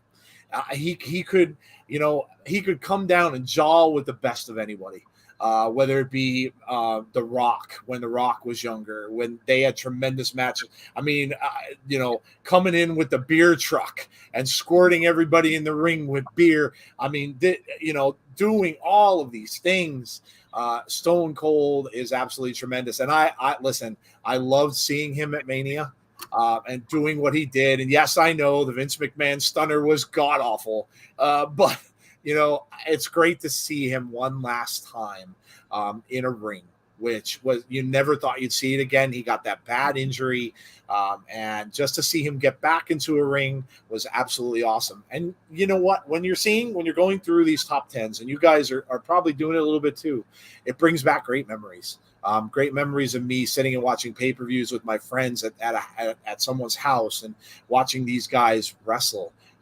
Was tremendous, and Stone Cold is absolutely amazing. So, hoist a cold one for Stone Cold Steve Austin. All right, what's next, dude? Yeah, throw you back a Steve Weiser. Why don't Yes. you? Jody's number 8. Nikki James. Hey, there you go. I just remember, when we interviewed her on the show, and she's a badass. What else can you say about Mickie James except she's just a freaking badass? I love it. Yes, absolutely. Mickie is awesome. Well, there you go. Mickie on there twice. I'm sure we might see more of that probably as we go. All right, Jeff, what does Tazzy have for us? I promise you it's not another peach. Okay. I want to say this, though, before we keep going. This is our favorites top 10. Top 10 who we think is the best of all that. Right. It's not best of all time wrestler. It's just our personal top 10. Okay. Yeah. So Tazzy's number 8 is the icon Sting. Crow Sting. See, now I didn't get to see Sting when he was with the Ultimate Warrior. I learned about it, of course, in the biography that we watched and everything, but I didn't get to see that Sting. I was introduced primarily to Sting mostly when the NWO started, and oh my God, one of my favorite all-time movies I didn't really mention is The Crow. I absolutely love The Crow, and seeing him portray that was amazing. And what a face to a group of heels that you could bring in the 90s in the time of black leather and all that kind of stuff. And coming off that movie, The Crow, with the vigilante, having him come in and be the face to their heels. Oh my God. It was amazing. And this guy is still doing it today, 63 years old, and he's flying off of balconies. I mean, any other person, you'd shatter every bone in your body. Yep. This dude had it all. He could do it all. He played the Joker, for God's sake. He was Joker Sting for a while, which was insane. He had the Joker face paint on. I love this guy. He is absolutely awesome.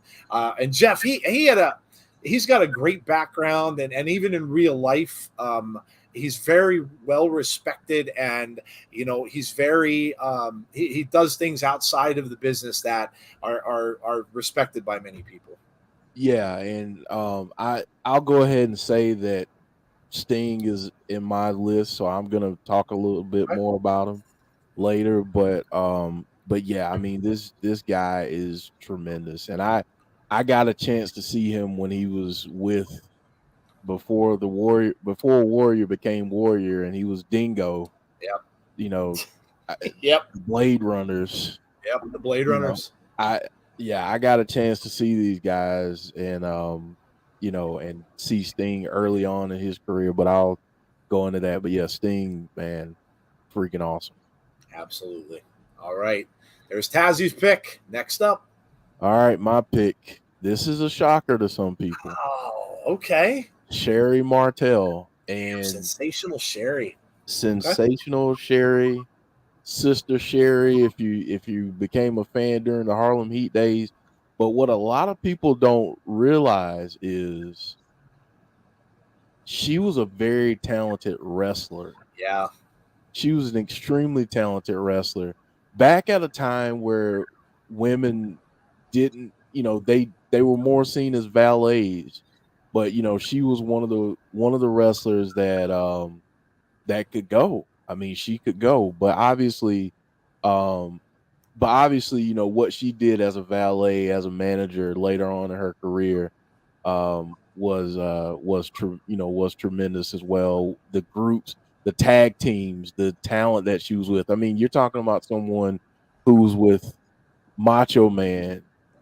She had Harlem Heat. Yep.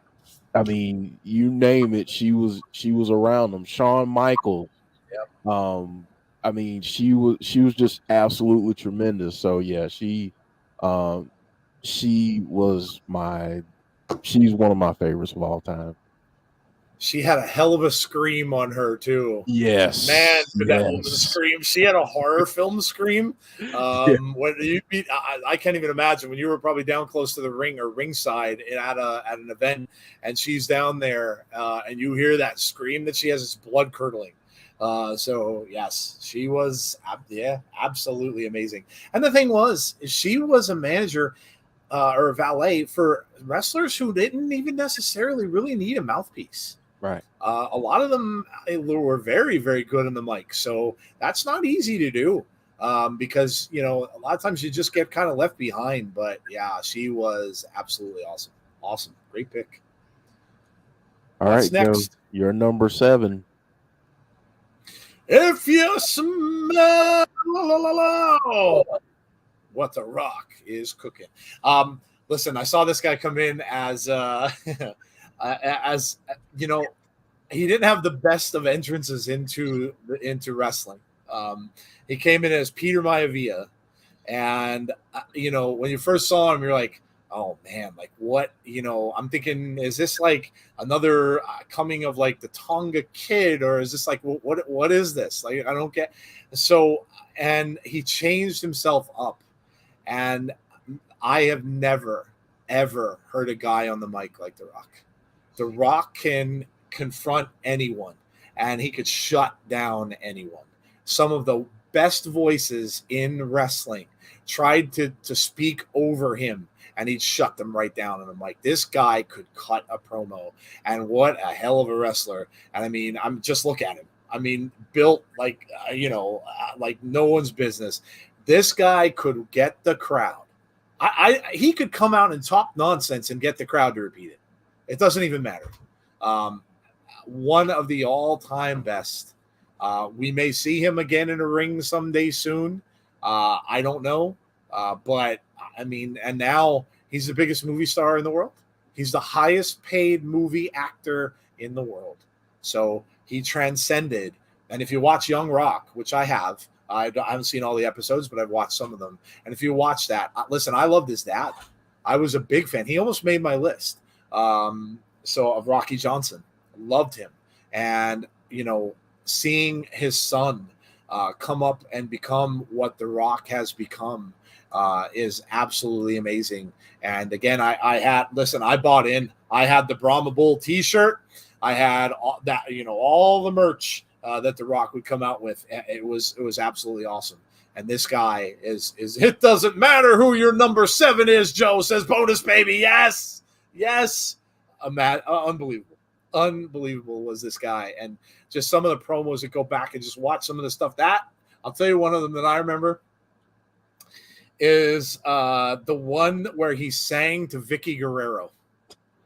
When he did the guitar. Oh my God.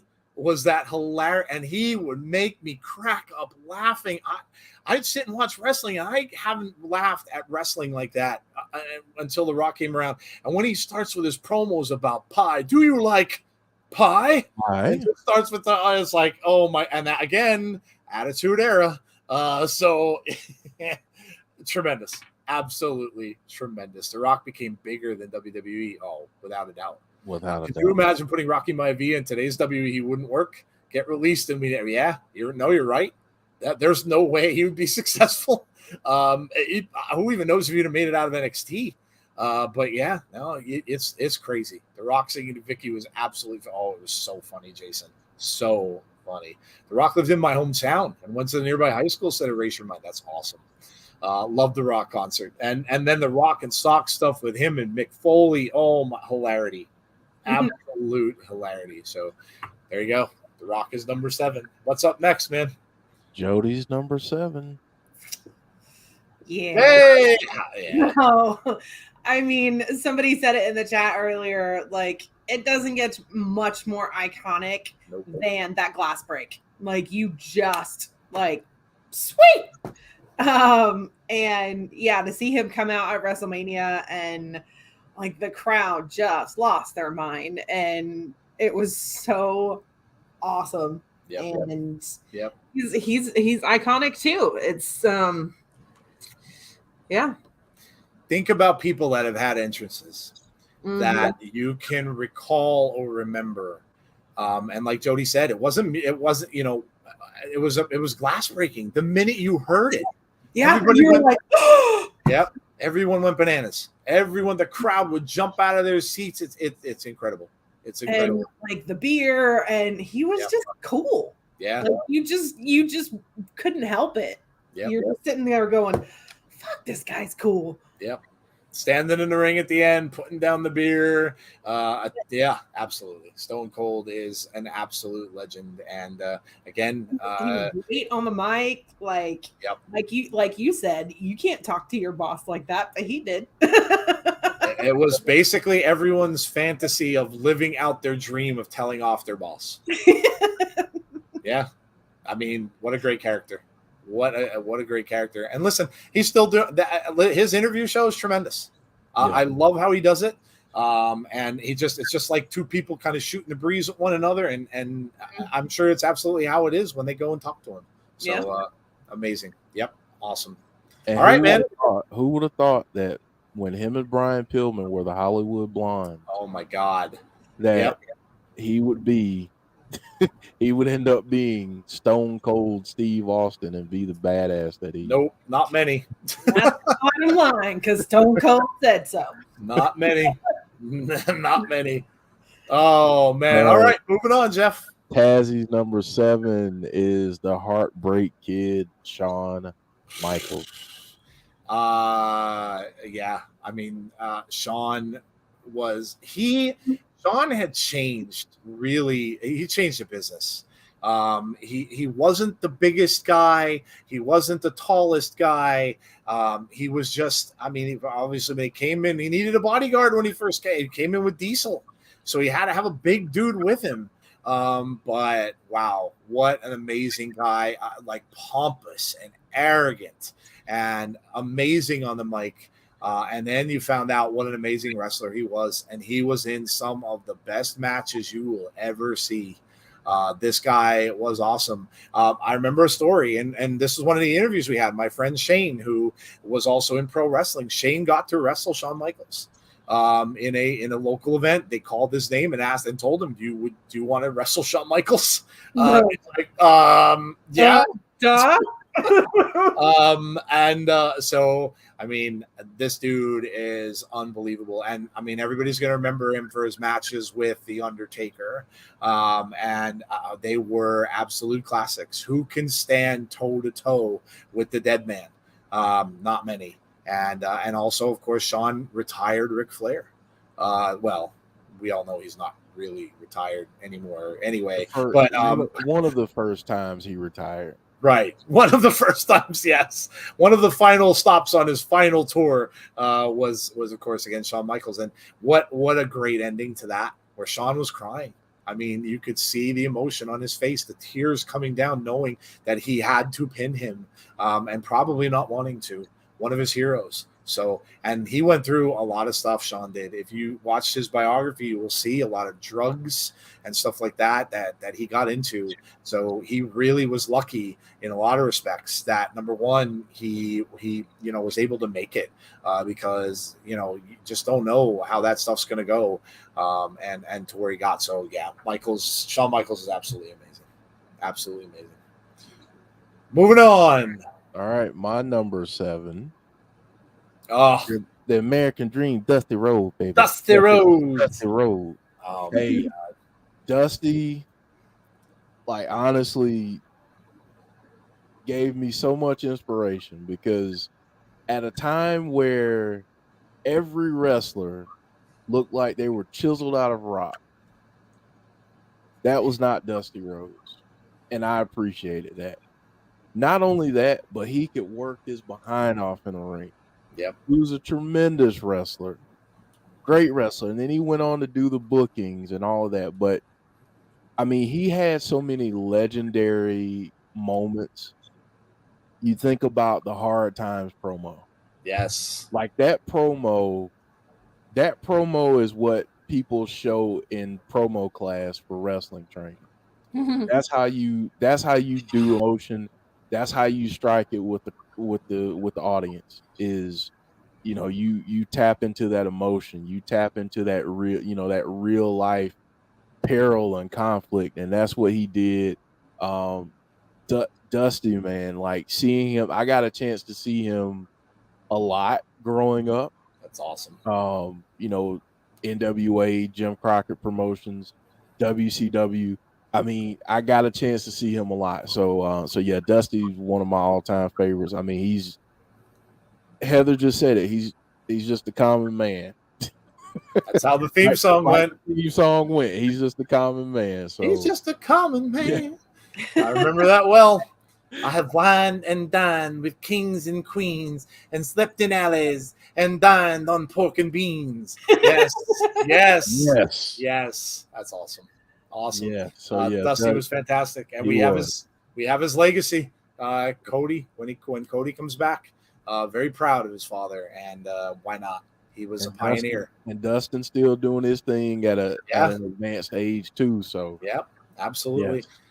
And listen, Jeff, you'll see Jeff's list will take probably a different turn, maybe a little bit from mine, because Jeff got to watch a lot of the stuff with NWA and a lot of things that he saw down south, whereas up north we didn't get a lot of that. We got more WWF and things like that up here. So you'll probably see a lot more of that. So, all right, moving on. All right, Joe, you're number 6. Ooh, yeah, dig it. Randy Macho Man Savage. What a personality this dude had. Number 1, I would honestly love to know how the hell he could talk like that for an entire promo when he's talking with his voice, because I do it for a couple minutes and I'm hoarse. So the fact that he's able to do that for an entire, and it's not like his promos are a couple minutes long. He'd go on and on and on.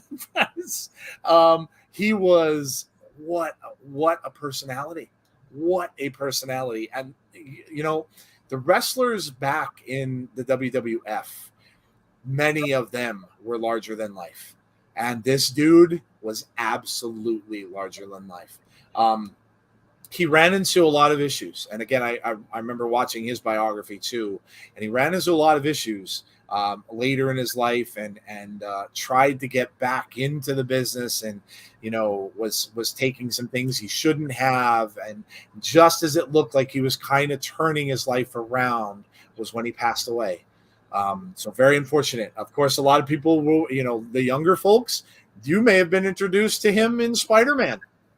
When he was in the wrestling ring as Bonesaw. In the amazing Tobey Maguire Spider-Man movie. Or maybe a song. So funny. Oh my gosh. What did he say? I'm going to give you 3 minutes. And then of course when he was in the NWO. And You're going nowhere. You're going nowhere. Yes. You gotta love him. And then of course Miss Elizabeth. And of course you saw, if you watch that biography, you saw the stuff that was happening with them, and the whole thing backstage with her, and then the thing with him, and then he teams up with the other biggest personality of the entire time, and he forms the Mega Powers with Hulk Hogan. And how does that break up? Well, they called it the Mega Powers Explode because Hulk Hogan, you have lust in your eyes, was what Randy would say to him about Miss Elizabeth. Listen, this guy was one of the best people to do promos. He could go on and on. I can listen to him talk the whole time. And he'd be out there. He would do some promos that were absolutely out there. You'd see Mean Gene looking at him, and it was like, what in God's name is this dude saying? Because he'd get into it about talking about the ozone and this, and he just would be completely out there. And of course, some of you know him. Snap into a Slim Jim, yeah. What can I say? Randy Savage, absolutely tremendous. And again, another guy gone way too soon. And it's a shame because it really just seemed like he was kind of getting turned around. He was going to have a nice, end of his ending years of his life and stuff like that. And unfortunately he was taken away. So absolutely. Randy Savage is awesome. Moving on. Jody's number 6. First Ooh. of all, one Mr. Caleb Johnson was channeling his inner macho man today. Oh, nice. Yes, with the glasses and the bandana. Yes. If you Yes. haven't seen his most recent Instagram story, or actually his Yes. most recent reel, go watch it because it's beautiful because he's singing Proud Mary in a church. But yeah, definitely channeling his inner macho man. But yes, my number 6, Triple H. There's a lot of reasons for this. I think, again, he's just one of those people that's just iconic. I like that he's made that transition into, being a leader. And, I remember Jason telling us that they had made the crown. Yep. And the armor stuff that he was doing. And that was, and I know that he means a lot to Wyndham as well. And he's a really good leader, like behind the scenes. And Yep. I loved all that, the coming out with the throne and the crown and it's right up my alley. To know what this, I love the spitting thing, and he's just one of those people that you're like, fuck, he's cool. absolutely. And to know where he came from when he was Hunter Hearst Helmsley. And I hated him. When I would see The Undertaker pummel him early on in matches, it was absolutely tremendous because he just came out as a pompous ass. And I just could not stand him. And then when he repackaged himself, and like Jody said, he became just the epitome of cool. And where would DX be? Right. If it wasn't for this guy? I mean, Where would they be? And he went on to become the guy who, led the NXT Black and Gold to where it was. And so many people were watching that show that it almost took out AEW in ratings certain weeks, which is tremendous. You're going up, you have basically what's considered to be like a prime, a rookie league going up against a huge show, and they were almost taking them out because of stuff that was going on there. And a lot of that had to do with Triple H and, of course, Shawn Michaels. But, oh, man, yeah. You can't get cooler than that. Nope. I can't think about this guy, and Bonus Baby brought it up. Because I'm a WCW homer, Terror Rising. That was his first name. And for those of you who don't know, that's what he used to look like. Oh my God! That's like 70s hair. So I can't think about Triple H without thinking about Terror Rising, and then obviously the Blue Blood version of Hunter Hearst Helmsley, Triple H. I was so glad when they repackaged him because I thought he was a huge douche. So but that was what he was supposed to be. So yeah. Oh my gosh, man, Triple H, amazing, absolutely amazing, and another legend of the business. All right, man, moving on. Right. Tazzy's number 6, Eddie Guerrero. What a good call. And I know Jessie put her top 10 in the chat, and she loves Eddie Guerrero, so that was her number 1. Hello, Pro Wrestling Goat. Well, thank you for being here. We appreciate that.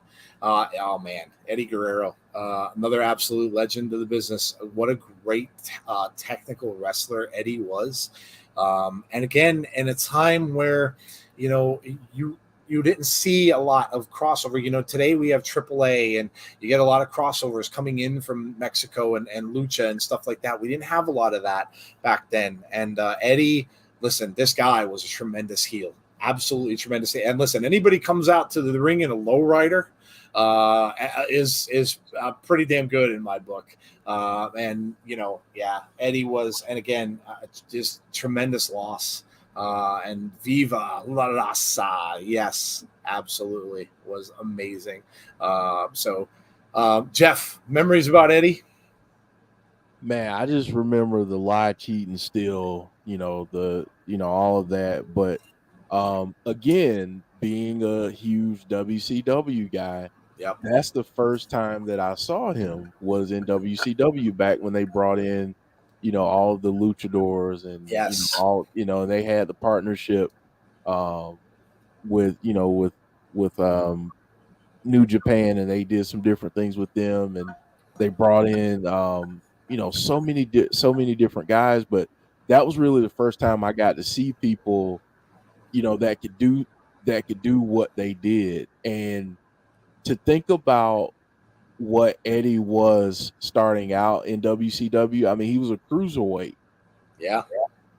but I never thought, or never imagined, I won't say I never thought it, but I never imagined that Eddie Guerrero, that I saw have these banger matches with Dean Malenko, Chris Jericho, Chris Benoit, Jushin Thunder Liger, all of these different names in WCW.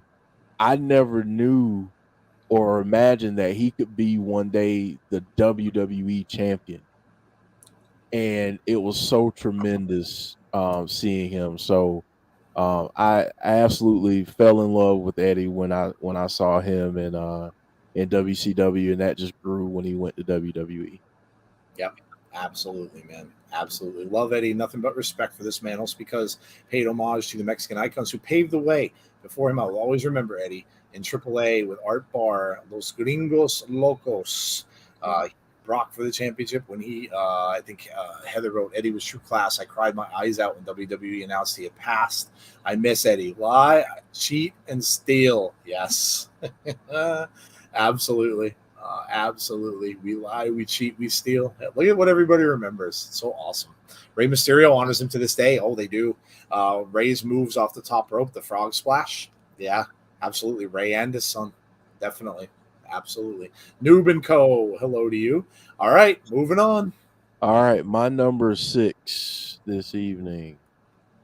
Oh, Jake the Snake Roberts. we're gonna start getting some same ones coming up. Go ahead, dude. Yeah, Jake the Snake. I won't talk too much because I know it's coming up later, but I'll just say his in-ring work was tremendous, and his promos.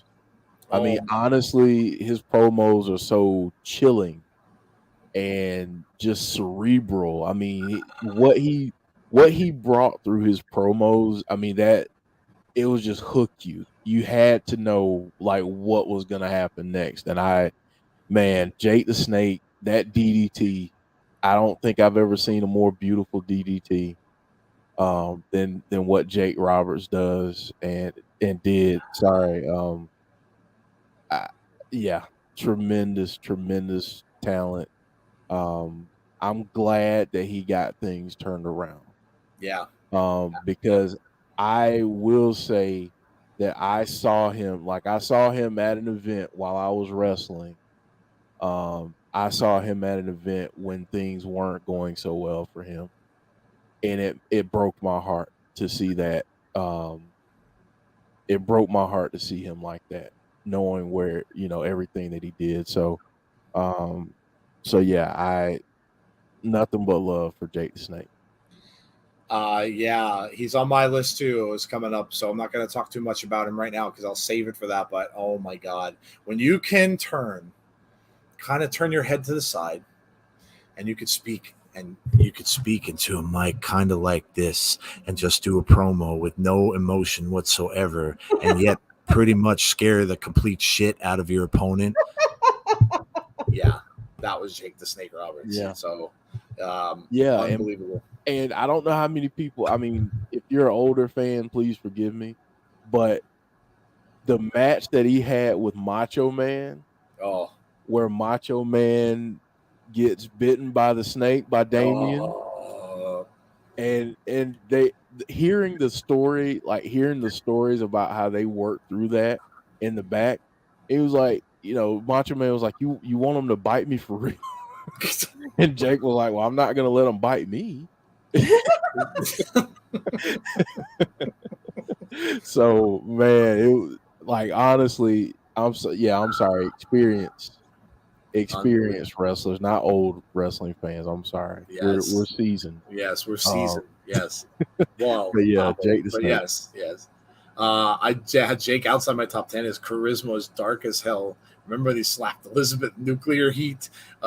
These top 10s that you're choosing are awesome. What's up, Joe and Jeff? Jake is on my list for psychology by telling a storyline. Yeah, dude. Jake was, and I'll tell you when I come up on him with me, I'll tell you the match that I remember the most because it blew my mind. And so yeah, I'll let you know. But that's coming up. All right, what's next, dude? All right, Joe, back to you, number 5. And I've already talked about this gentleman, so my number 5 is Sting. And that you heard me talk about it before with the Crow Sting and stuff like that. I couldn't take my eyes off of WCW when he was doing it. When he came down from those rafters, and actually even before that, and you can go back to the first time that you saw him come down. And at first he was kind of wearing a little bit more bushy hair. So it was hard to kind of realize who it was. And you only got glimpses of him. They were using part of the Crow in that. They were using, WCW was never afraid to use licensed material. They may have gotten in trouble for it or had to pay eventually, but they were never afraid of using licensed material. And they used the part of the speech from the Crow when he first showed. And I'm like, oh my God. And at that point in time, I didn't know who it was. I just saw him with the leather and the back and the face paint, and I'm like, who the hell is this dude that's playing the Crow? Yeah, I mean, I went over all my reasons for it, but Sting is my number 5, so we won't spend too much time on him. Moving on. All right, Jody, you're number 5. My number 5. Nice. So you guys all know that I'm pretty new, to wrestling, like in the past 5 years or so. So, I didn't know really much about Edge until after he came back. And he had that amazing entrance where it looked all over his face. He just wanted to cry. And I kind of fell in love with him, not in that kind of sense, but I, wanted to see so much more. And that promo that he did, the Goldilocks story with Bray Wyatt, like it was just golden. And he's had, since I started watching wrestling, he's had some of my favorite matches, like the matches that he had with Randy, and like he's just some of my most memorable. At the end, where you're just going, that was a really good match. Most of them have Edge in it. I think he's a phenomenal athlete, and I love it. I was introduced to Edge in the Brood, and I will never forget it. With he wearing those little skinny glasses, and again, all I could think of was because the Lost Boys from the 80s was such a big thing. And when they came out with that Ring of Fire, and you saw him with those little skinny glasses and the long black coat, all you could think of was the Lost Boys. And you're like, this is amazing. They're wearing vampire fangs. And he has that look. The hair pulled back and the teeth that Edge had. Edge always had really good teeth, like very, very white polished teeth. And when he wore the vampire fangs, he was scary as hell. But yeah, and to this, and look, the fact that he's still wrestling is almost nothing short of a miracle. So listen, we kind of have to celebrate this guy while he's still here, because first of all, nobody really thought he'd still be around. And secondly, he's still doing it all these years later. And boy, can this guy talk on the mic. Amazing promos that he has, and an amazing wrestler. Absolutely. Great pick. Yep. What's next, dude? All right, Tazzy's number 5. He's going with Stone Cold Steve Austin. And what haven't we already said about Stone Cold Steve Austin? Exactly. So he's already been on our list twice. So there you go. And we're going to start getting some repeats now, getting toward the top. So he wants to know, does he move up the list if he brings him back? Yes. Let's see. Absolutely. Be an interesting pairing, wouldn't it? Yeah, it would. Big Dan said Edge versus Matt in 2005 is one of my all-time favorite feuds, and one of the first to really utilize the internet. MySpace, oh my God, MySpace. Good Lord.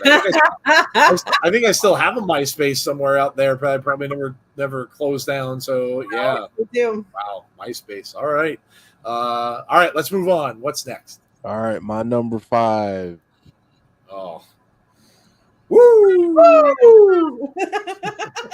Listen, this dude for me back in the day, like seeing him, and I'm gonna mention this name again, so this is not a prediction. It's a spoiler, as Paul Heyman says.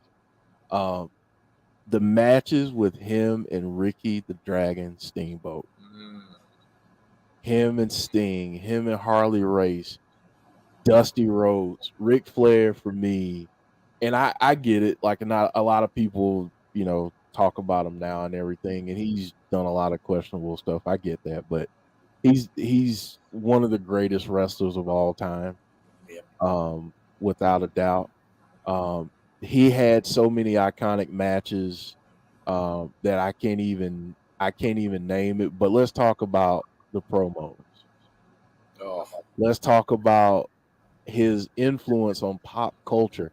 I mean, my goodness, the Migos made a song about Ric Flair drip, and they had him in the video not too long ago. I mean, that was very New Yorker of me. I've been up here a little bit now. But it's just like, honestly, his career, I mean, it's just crazy how much he's done. How much he's done for the business, and um wow, I mean, Ric Flair, leave all the personal crap out of it.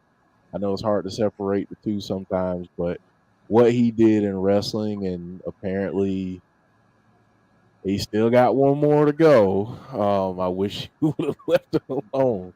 But yeah, he honestly, man, Ric Flair, one of my favorites of all time, and definitely happy that I got to see him back in the Greensboro Coliseum back in the day, many times. women loved him and men hated him. Yeah.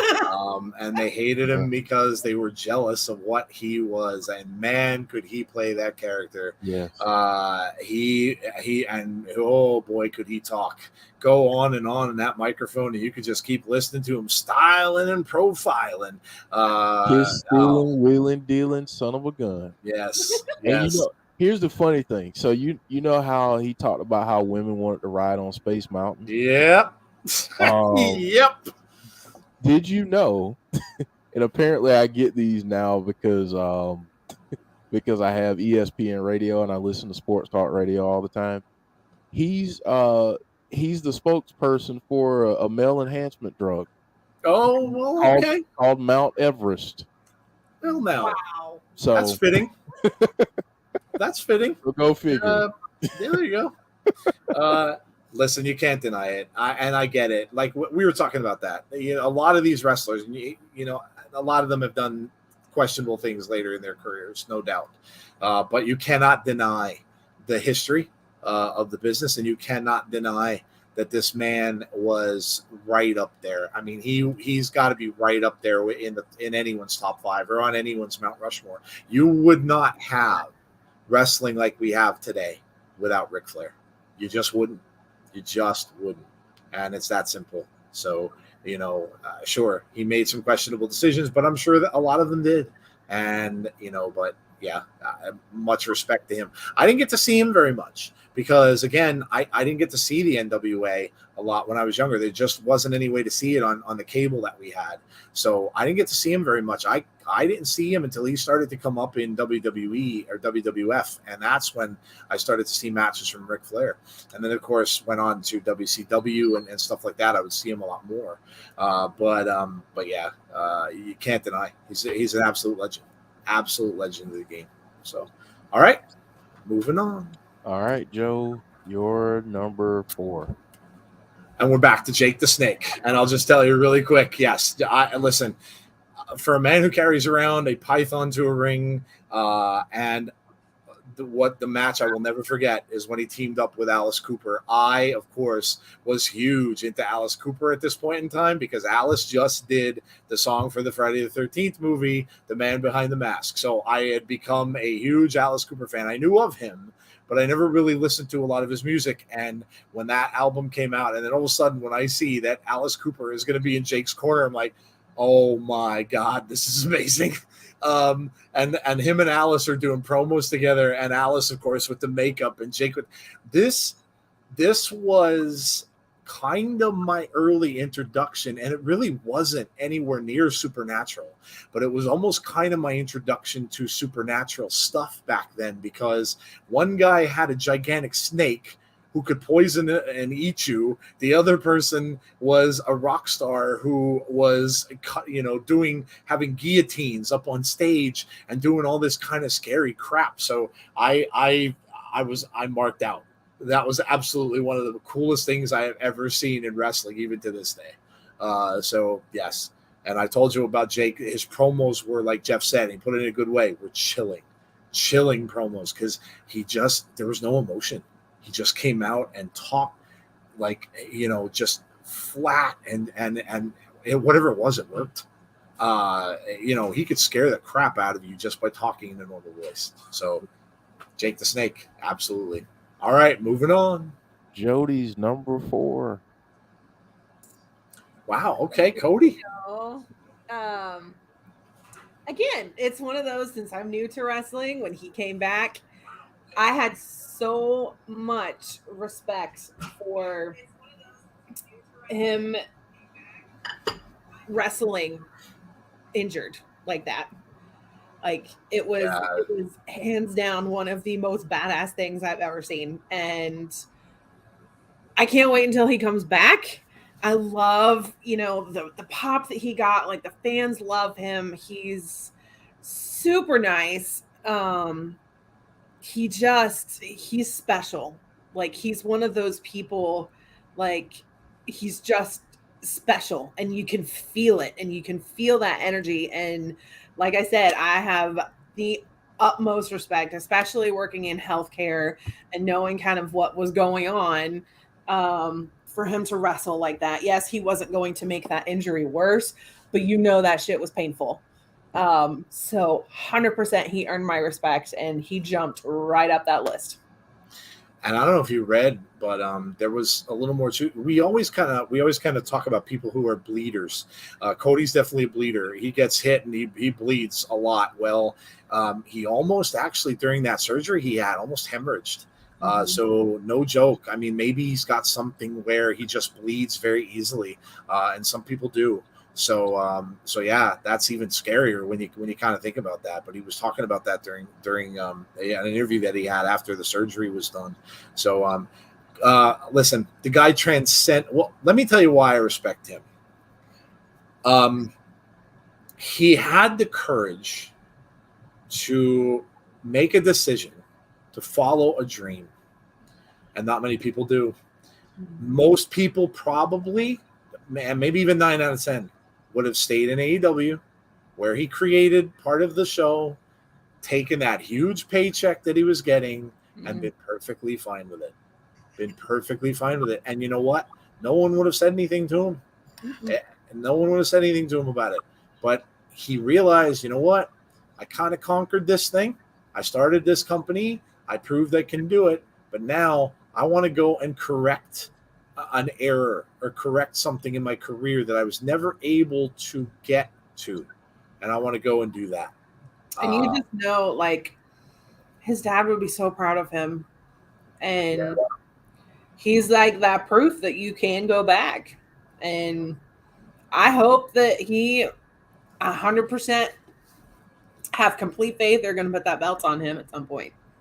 I don't doubt it. We remember how just a few short months ago we were talking about who can take that belt off of Roman Reigns and do it with a believable thing, because you have to build up that face to get to that gigantic heel that Roman Reigns is. Well, Cody Rhodes is it. Yeah, you're seeing it. And man, that it was unfortunate what happened to him, but it couldn't have worked out really better, because now he had to overcome that. And win that match with Seth and everything like that to move on to where he was going. That even is it's almost as if like it was written into a story. So good night, Jason. But yeah, amazing. Yeah, amazing. All right, Jeff. All right. Tazzy's number 4 is Triple H. There you go. And of course, Jody had him on her list, and how could you not? I mean, the dude is huge with anything. And of course, Tazzy has him on his list. I mean, Tazzy's a big NXT fan, and it wouldn't have been NXT without what Triple H was doing. Right. So, yeah, absolutely. And we talked about the game earlier. So, all right, what do we got next, man? My number 4, The Undertaker. You may as well go right back to back here, Jeff, because he's my number 3. You're number 3. So, and some people are gonna be like, wait, if he's your 4, I know, then who the right? heck is your top 3, Jeff? Well, Right? guess what? You're gonna be shocked. That's all. Yep. But yeah, I'll shut up about the Undertaker because we're gonna see this happen a good bit. Yeah. So Joe, your number 3 is Taker. Yep. Astonished when I first saw him, and I can remember this. Like I was telling you guys about me being a huge Star Wars fan, and how when I first saw him when I was 8 years old, when I saw Darth Vader up on the screen, took my breath away. When this dude came out to the ring, I was sitting there with my mouth open, and I was like, "What is that?" And I see him come down to the ring, and he's in this garb of, and he's completely white, and I'm like, "Oh my God, is this amazing?" I'm like, "What is?" And when he came in and just slaughtered everyone that was in that ring, you're like, "Oh, this is absolutely fantastic." Like, where are they going to go with this? And I was still a huge Hogan fan at the time, and I'm like, "Oh, dude, Hogan is screwed." And I'm like, and you're just, oh my gosh. And how can, listen, we did a whole show on this dude. We talked about him when he retired. And this changed wrestling for me. Because it brought in one of my favorite things in the world, which is horror, brought it into wrestling front and center. And wrestling always had pop culture references, always. And you saw characters that kind of had a little bit of this, in the 80s, like people were saying, you had Demolition, you had others out there that always had a little bit of this, but he took it to the extremes. And he played this character where you saw him outside of the ring, he wouldn't speak. He did not speak. And so he played this character all the time when he was out of the ring, when he was in the ring. And the fact that he had one of the most, now he could be one of the most annoying, but he's also one of the creepiest damn managers you will ever see in Paul Bearer. Now, I knew Paul before he was Paul Bearer, when he was Percy Pringle. So I knew of him, and he annoyed his voice grated on my nerves. I hated the dude. And then when he came in as his manager, dressed in the suit and the mustache, and I'm like, oh my God, this is perfect. This is absolutely perfect. Creepy, and the stuff he would do when he buried the Ultimate Warrior in a casket, and the Ultimate Warrior apparently was afraid of being in that casket because he didn't like being in confined places. So it literally was having trouble breathing when he put him into that. And I mean, we can go for hours and hours on him. The feuds with Mick Foley, the feuds with Kane, all of it was just absolutely amazing. And then when he changed personalities and went to the biker Undertaker, and then he just, and then he came, and then of course, what a fantastic last match he had in an era where you didn't even really know what kind of a match there would even be. And they did that graveyard match with AJ Styles, which was what a wonderful way to go out. And you're never going to see another. He inspired many, many, many people, and he's a one of a kind, and just absolutely, unbelievable Undertaker. What else can you say? All right, man. All right, Jody's number 3. No, jeez. That's awesome. I mean, it's another one of those entrances. You hear that bong, and you're like, "Oh, it's Undertaker!" And I mean, everything that you said, Joe. He's a legend. Yep. He brought that horror aspect into wrestling, and I love that. And he paved the way for a lot of people, including Bray Wyatt. So, love him. Yep. Bong, lights go out. I got to see him live actually once too which Really? yes, it was. I saw him at State College, and of course the whole thing came out, and it was phenomenal. Just seeing him come out and hearing that, watching him walk to the ring, was absolutely fantastic. So I got a chance to see him, so it was great. Absolutely. All right, what's next, man? All right, man. Tazzie's number 3. Edge. Wow, Edge. Okay, Edge is up there high on Tazzie's list. All right. Well, of course, we talked about Edge, who's on Jody's list as well. Again, the man's a legend, and we're going to see. He should be coming back soon, at least according to all those promos. And what is he going to be coming back as, or who might he be coming back with, might be the appropriate question. We'll see. We shall see. We might get more clues pretty soon, so we'll see. All right, let's move on. My number 3, Sting. And I'm gonna bring this up. Now, I got lazy. I was lazy with my design work because I kept the same graphic. But the guy that I remember that I first fell in love with was bleach blonde, high top Sting. Yep. First saw him with the Blade Runners with Jim Hellwig, and absolutely fell in love. Sting was a monster in terms of size. I mean, I don't know how many people have seen his pictures from back in the day, but I mean, he was a bodybuilder. Dude was huge. I mean, he was. Yeah, he was. He was a big dude. Yeah, he was a big dude. But you know, Sting was one of the first people that I saw that I have a vivid memory of going to see wrestling live. And seeing him in the NWA, seeing him at the Greensboro Coliseum. You're gonna hear me bring up the Greensboro Coliseum again if you stick around for the number 1, because I'll go ahead and tell you it was another NWA guy where I saw him, and he later went on and did other things. But Sting back then, you know, he'd come down in the crazy tights and different wild colors, and you know, the crazy face paint, and you know, and his charisma, his just, I mean, when he did the splash, the Stinger splash, he'd beat his chest and yell out to the crowd, and the crowd would yell with him. But I'll tell you about this, and then I'll be done. Full circle. This weekend, this Sunday, I'm taking my son to meet Sting and Lex Luger. Oh wow, that's awesome.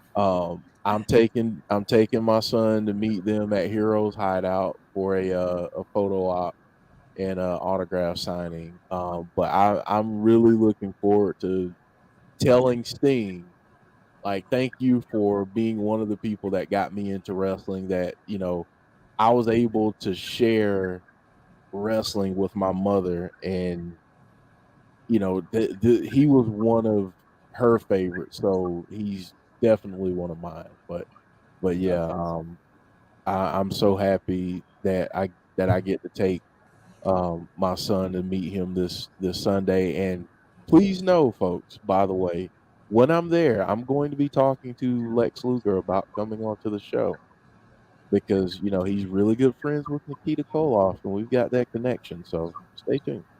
That's awesome. There you go. All right. We all talked about Sting.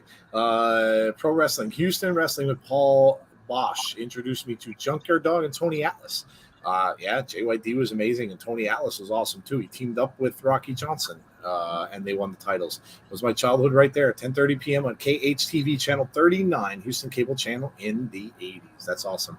Heather says, "Oh wow, Jeff, that's amazing. Have fun. Sting is a class dude." Jeff just sent a Sting pic, said Alicia. I'd say Sting, average wrestler, but a shitload, I think you meant to say, of charisma. Rick Belong says, Banks says, Jeff, don't tease me like that. That's wonderful. Post lots of pictures. Yes. Yeah, we'll have to share the pictures for Jeff on Twitter for sure. Yeah. All right. All right, Joe. Number 2 for Joe. Oh my gosh, this man. I have come here to chew bubblegum and kick ass. And I'm all out of bubblegum. Roddy Piper was a promo genius. This dude would, and I found out I loved his biography. I know a lot of people didn't like it, but I learned a lot of things about him that I just didn't know. And I had no idea that he wrote all these catchphrases and stuff like that down in a notebook. And a lot of that stuff, that was stuff that he used when he did promos. One of my all-time favorite WrestleManias was when he did the Piper's Pit with Brother Love and Morton Downey Jr. Just tremendous. When Morton Downey is there with his cigarette, and he was a chain smoker. He had a daytime talk show, which was one of those like trash talk shows that was so popular back then. But he's there sitting and he's just smoking and blowing the smoke, and Piper's like, "Don't blow smoke in my face." And then you just knew there was an explosion coming. And then of course Brother Love is, "I love you," and then Piper gets the fire extinguisher and he hits Morton Downey with the fire. One of the best things I've ever seen, and I never laughed as hard as I did. And then of course Piper's Pit. That's what started that all, guys. The things you see today with Miz TV and all these things that they do their own shows, Piper's Pit was absolutely tremendous. He had all the wrestlers on it. Most of the time he'd talk to faces. He was a heel, a legit out and out heel, and he would bring these faces on his show and he would ridicule them to the point of with the thing with Superfly Snuka. He had a fruit basket there. You want to talk about dissing the dude? He's like, "I wanted to make you feel more at home, so I brought you a fruit basket." And you think to yourself, "Dear God, he's making fun of this dude." And then he looks at him and he goes, "Do you want a coconut?" And he bashed him right across the head with a coconut. But this is Roddy Piper. The dude just he was so cool, and he just didn't care. Like he wasn't the biggest guy, never was. He was never the biggest bodybuilder, but he would go up to the guys like Hulk Hogan and just slap them across the face because that's just who he was. Roddy Piper, yes. Heck, Piper was so good being a heel. He got stabbed. They showed that in that biography. He actually did. He got stabbed. Yep. Yes, he did. Every iteration of him. The Piper with the long hair. When Roddy came back and went into WCW, and I don't know if you guys remember of when he came back and fought Hulk Hogan, Alcatraz. And they were both confined to Alcatraz. Well, he locked himself up in Alcatraz for days and days and days with no food and no lights or anything like that, and he just locked himself up in there to get prepared for this match. And then when he got into the ring, Hogan's making on like he stunk because he didn't shower or anything like that, and he looked a mess. He had scruff everywhere, and it was just, oh my gosh. He went on to do stand-up comedy for a little bit, but and that line that I talked about at the beginning, the chew bubblegum and kick ass, of course, is in They Live. If you haven't seen They Live, watch it. It's a classic, and the fight scene that he has in that film is one of the best fight scenes you will ever see in any movie, and it was parodied on South Park, move for move.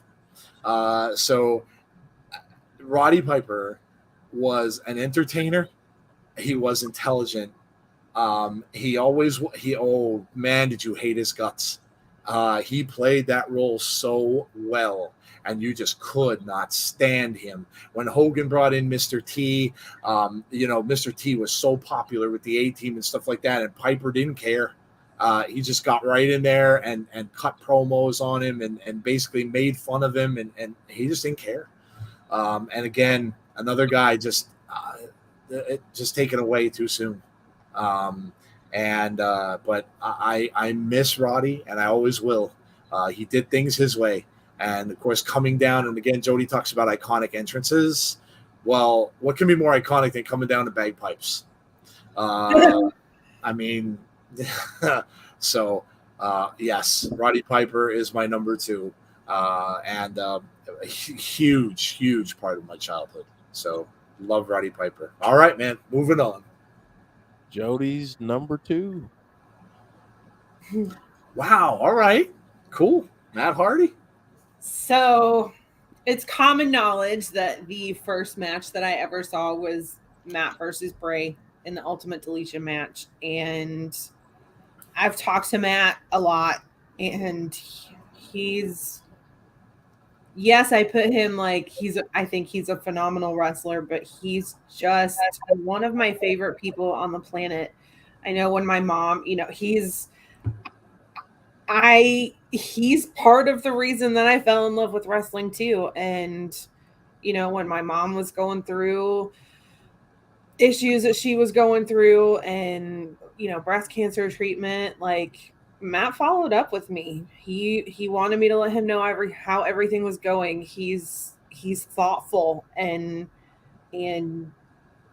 sweet. And, when I finally got to meet him when we were up in Albany, he knew exactly who I was. He was like, "Oh, hey, Jody," gave me a hug. And he's just one of my favorite people on the planet because he's just a nice person. Like he's wonderful. And I, just like Bray, I won't ever be able to thank him enough for getting me, being a big reason why I got into wrestling and just being so caring about people. I love that about him. That's awesome. Yeah. Matt's fantastic. I mean, Matt has had so many forms throughout his career, different things that he's done, and he was never really afraid to experiment with things. And he's another guy who can really do a great job with promos. The whole delete thing. I mean, how many people do you know in wrestling that can get people to chant delete? He still does. I know. When we saw him in Albany, remember, Jeff? He was doing it then. The crowd was right along with him. Oh, it was so much fun, being able to see him and Jeff wrestle live. It was so much fun. Awesome.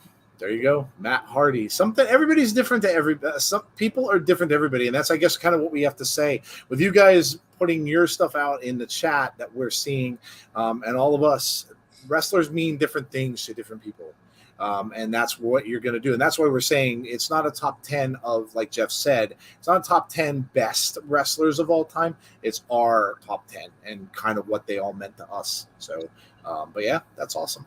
All right, man. Number 2. All right. Tazzy's number 2. Bray Wyatt. There's Wyndham. We're going to be talking. Tazzy, I forgive you. We're going to be talking about him in a little bit, so we can reserve some talk for him. Yes, we all know who's going to be number 1 there, so we'll move on. Yeah, my number 2, this might surprise some people. JYD Junkyard Dog. Honestly, he was Mr. Sylvester to me, because his hometown is about 15 minutes from where I grew up. And, he was a really big around there. I loved JYD. I loved his charisma. I love Deanna saying not shocked, Jeff. Yeah. I love his charisma. I love, honestly, like some of the feuds that he had.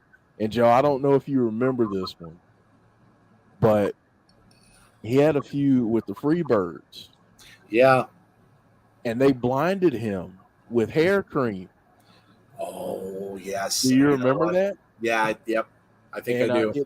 It ended up leading to a steel cage dog collar match with him and Michael P.S. Hayes. Yep. Back in the day. But yeah, I was so pissed off back then because it's like you blinded this man, and they worked it in beautifully because it was right around the time that his daughter was born. So they were like, you bring this man, you blind this man, and now he can't even see his newborn daughter. I mean, it was just like, it was great. The feud was great. He had some other great feuds too. Had some other great matches. Him and Ted DiBiase. I mean, just Ernie Ladd. Yeah. Some of those names. So yeah, but he was Mr. Sylvester to me because he knew of my family, and I had an opportunity to meet him quite a few times. So yeah, and he's another one that when he passed, man, it hurt. Man, it hurt. Yeah. But, yeah. JYD was awesome, and again another big part of like Jeff, another big part of my childhood. I loved him, and I've seen him live. I saw him in the Philadelphia Spectrum when my dad took me to a wrestling match years ago. He was in one of the matches. It escapes me now as to who he fought. It might have been.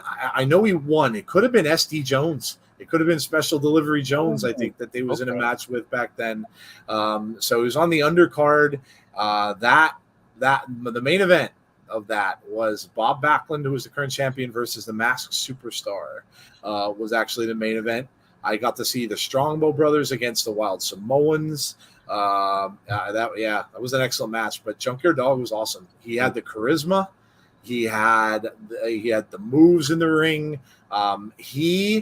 I'll bet you that if you look at some of the people, Jeff, that we watch weekly on Impact, including Rich Swann, guys like him, guys like Chris Bay, a lot of those guys, I would bet you probably will remember Junkyard Dog or probably have seen some of his matches and stuff like that. Look up to him because he paved the way without a doubt. Yeah. Without a doubt. And I've got to shout this out too real quick with Junkyard Dog. He beat someone in WCW in 39 seconds.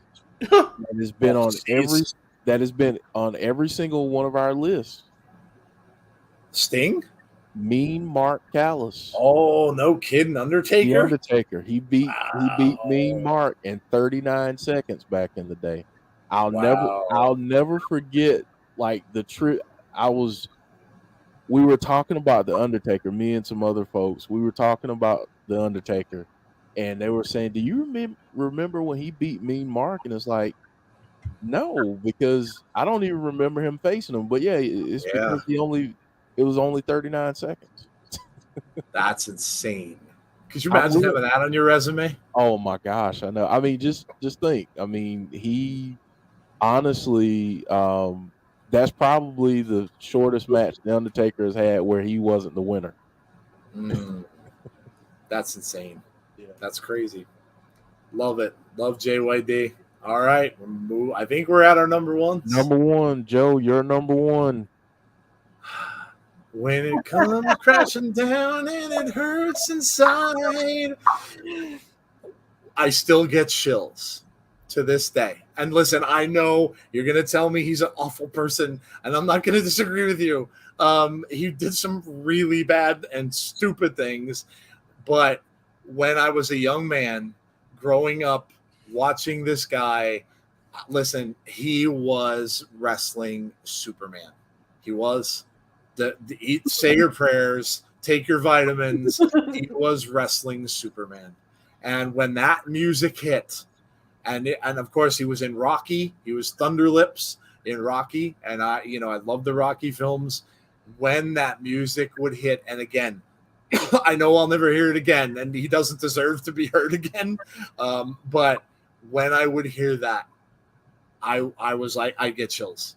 And later on, as his career went on, and after the title runs and stuff that he had, and then he would come back. He'd be gone for a little bit, and then he'd come back, and you'd hear that music. You're like, oh, this is fantastic, and I still get chills. He personified wrestling to me in the 1980s. And again, you got to remember, like I said, I was 15 years old or so, and he was all we would talk about when I'd go to school. When this was the guy, and he was larger than life. I never got a chance to see him live, never, and I really wish I would have, but I never got a chance to see him at a live event. That was at the prime of his popularity, so that they were, at that point in time, to get a WWE ticket wasn't easy, or WWF, I should say. But I would stay up late and watch Saturday night's main event on NBC to see him, because almost all the time he'd have matches, and it would be always guys that he had no business beating. A King Kong Bundy, All the bigger dudes that the big boss man, guys like that, these big heels. And he would just vanquish everybody. And was he a great wrestler? Absolutely not. He had 2 moves. He had a leg drop, and he had that thing where he would just stand there and be impervious to. Like I said, he was a superhero. They made him up as a superhero. When he would be down, you'd think he'd be, and then all of a sudden he starts with that thing where he starts shaking, and then when he gets up and Rick picks up his chin and he goes like this, and then you're like, you're in trouble. Now you're done. You can't beat him. And when I saw him slam Andre the Giant, you have never, and they built this up. Now, again, you didn't know this back then. Andre was slammed many times. This was not the very first time anyone ever picked up Andre the Giant and slammed him, but they built it that way. And no one knew, unless you were reading like the magazines and saw like stuff like that back then. But Andre was slammed in other places. So it wasn't the first time. But when you saw him, when he first went to pick him up and he couldn't, and then the second time when he picked him up and slammed him, and again, credit Andre the Giant for making Hulk Hogan. If it weren't for Andre and that match, Hulk Hogan and Hulkamania would never have been what it was. Andre saw it. Andre knew that he was the next big thing, and he jobbed to him and let him take it. And boy, did he ever! And he was almost like an unbeatable champion. And then, not only was he amazing at that, how many guys do you see that are such amazing faces turn completely around and become just as amazing, if not more so, of a heel? And that's what he did. When he entered, the minute I saw him come into the NWO and he comes out to Voodoo Child by Jimi Hendrix, and he walks down with that pompous and that stupid, when he would paint his mustache with the shoe polish and turn it black, and you're like, he's the complete opposite of what he was, and now he's just a jerk. I mean, it was phenomenal. And you'll hear Eric Bischoff talk about this in the bio, like stuff about the NWO that they did, and like Bischoff was like, it was the biggest chance anyone could ever have taken. How could you take this dude who is a superhero to children everywhere and turn him into a heel? And man, I've never seen a crowd so angry, throwing junk and garbage into the ring when he turned on Macho Man Savage. Unbelievable. Yeah. I mean, this was the guy for me. This was the guy for me that got me in, really, really deep into wrestling, and he made me watch. And so for that, like I said, I can't really have anyone else but as my number one. He was the guy who did it. I never really bought many wrestling figures, but I had a couple action figures of Hulk Hogan. The older wrestling figures, the rubber ones with their arms just locked in this position. But listen, he had his own cartoon, Hulk Hogan's Rock and Wrestling cartoon that I watched on Saturday mornings. He was amazing. And I know what he's done recently. There's nothing I'm saying here is going to excuse what he did recently with things or absolve him from it. It was stupid, the things that he said and came out of his mouth. And it's unfortunate that it happened. But, I'm talking about what he meant to me when I was a young man. So Hulk Hogan's my number one. All right. What's next? Right. Jody. Jody's number one. Yeah, I wonder who this could be.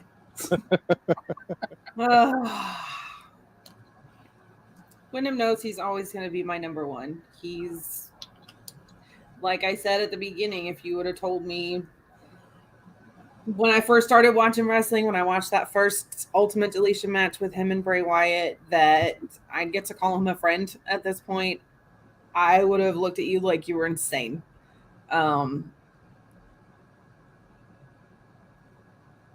There's a lot that I won't tell people details about how much he's done for me. He knows all of it, and I got into wrestling because of him. And at the time when he came back with The Fiend, gimmick. My mom was going through breast cancer treatment, and I was 600 miles away from her. I felt awful that I couldn't be there. And he reminded me that it's okay to be happy about other things. And he just gave me something to be joyous about during this whole mess that my mom was going through. And, Caleb has done something similar. And there's a reason why I'm thankful for him too. Like career wise, I was in this really dark place. And then I found Caleb. So they've both in their own way saved my life. And, I've told Ray that on several occasions. Like, how am I supposed to say thank you to somebody that's saved your life? And he just always seems to know that. I don't know. He's very observant. He's very intuitive with people. He just seems to know when I'm not having a good day, because that's when he'll, I don't know, post something, or he'll respond to a DM I sent him, or, and the man's memory, like, he remembers conversations and things that I've said that I don't remember.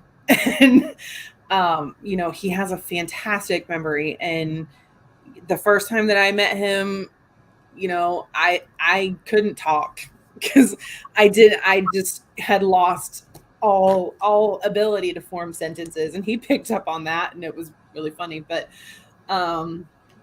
he asked me to take a picture with him, and then had that video chat. It was right, then COVID happened, and then I was able to get that video chat with him, and he remembered exactly who I was. And then this thing with the Heroes Hideout meet and greets kept getting delayed, and then rescheduled, and then delayed again. And it finally happened in March. And that was really actually only the second time I've seen him in person.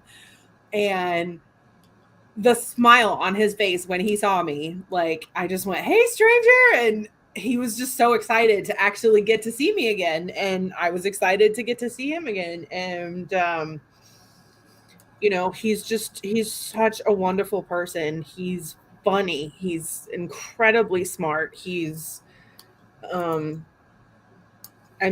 he's friendly. And that relationship that he's built with the fans is unlike anybody else. You really do feel like you've built a relationship with him. And like, he responded to that tweet that, when I said that he saved my life, he said, "You guys saved mine too." And we mean as much to him as he does to us. And I love that about him. I love that he, even as big as the Fiend got and the big as his character got, I feel like he would be one of those people that if he went into movies and into Hollywood and became this big rock movie megastar, he'd still be the same person that he was. One of the last things I said to him actually is, you set the bar pretty high when it comes to getting to know or like meeting celebrities. I said 1.5 million followers, but you make time for somebody like me, or, whoever that he spends time talking to, that he responds to. And you just don't get that with people. And he's just, outside of family, he is my favorite person on the planet. I love him, and he knows that. Awesome. Like I said, it means different things. You can see the smile on Jody's face, same as a smile on my face when I was remembering my stuff with Hogan. That's what it is. It's what this stuff means to you, and you alone. So, all right, moving on, Jeff. Another number one. All right, so Tazzy's number one, The Undertaker. Oh God, volumes about The Undertaker, and what more can we say? Not surprised at all that Tazzy picked him number one. He would be number one on a lot of people's lists. So absolutely, The Undertaker. Wrestling wouldn't be what it is today without him, and guys like Bray Wyatt, and guys like Mick Foley, and guys like Aleister Black, guys like that are doing what they're doing today because of that guy, and they wouldn't have been doing it without him. So, all right, Jeff's going to get his number one. Before he does, I just want to make a little quick programming note here. We're running late. It's getting pretty late. It's already 11 o'clock. So we had another thing planned with an Ask the Insiders. What I'm going to do is we're going to skip that. We're gonna do that some other time. We'll have maybe we'll do it next Sunday with you guys, and we'll just put that into the show. But we're getting kind of late. I don't want to keep you in. Jeff's got a new venture to start tomorrow. Jeff starts his new job, so we want to make sure Jeff gets a good night's sleep tomorrow. So wish Jeff luck. So we're gonna skip that. After Jeff gives his number one, and then we're going to go right to the prize drawing. So we've got some stuff to give away. So we'll do the giveaways, and then we'll do Jesse's segment, and then we'll get out of here. Okay? So just a little programming note. Jeff, what's your number one, man? All right, my number one, Ricky the Dragon Steamboat. Love the dude. Yeah. I mean, this guy, I'll tell you how spoiled I was as a wrestling fan. The first live show that I went to was at the Greensboro Coliseum. Okay. The headlining match was Ricky the Dragon Steamboat against Ric Flair, where they went to a time limit draw. That was what I got into wrestling on. And seeing all of those folks there. But man, Ricky Steamboat, that's probably one of my favorite matches, but the match between him and the Macho Man, WrestleMania 3, might be my favorite Ricky Steamboat match. I've seen a ton of his matches, but what this guy was able to do in the ring was just tremendous. I mean, just tremendous what he was able to do. I mean, what he did in NWA, WCW, then going over to WWF at the time, and the music, man, the music. Oh, now a lot of people would know this music from the Chicago Bulls. His theme music, you know how they use that music as their entrance. Yep, music? it was Alan Parsons' project music that they use. Yep.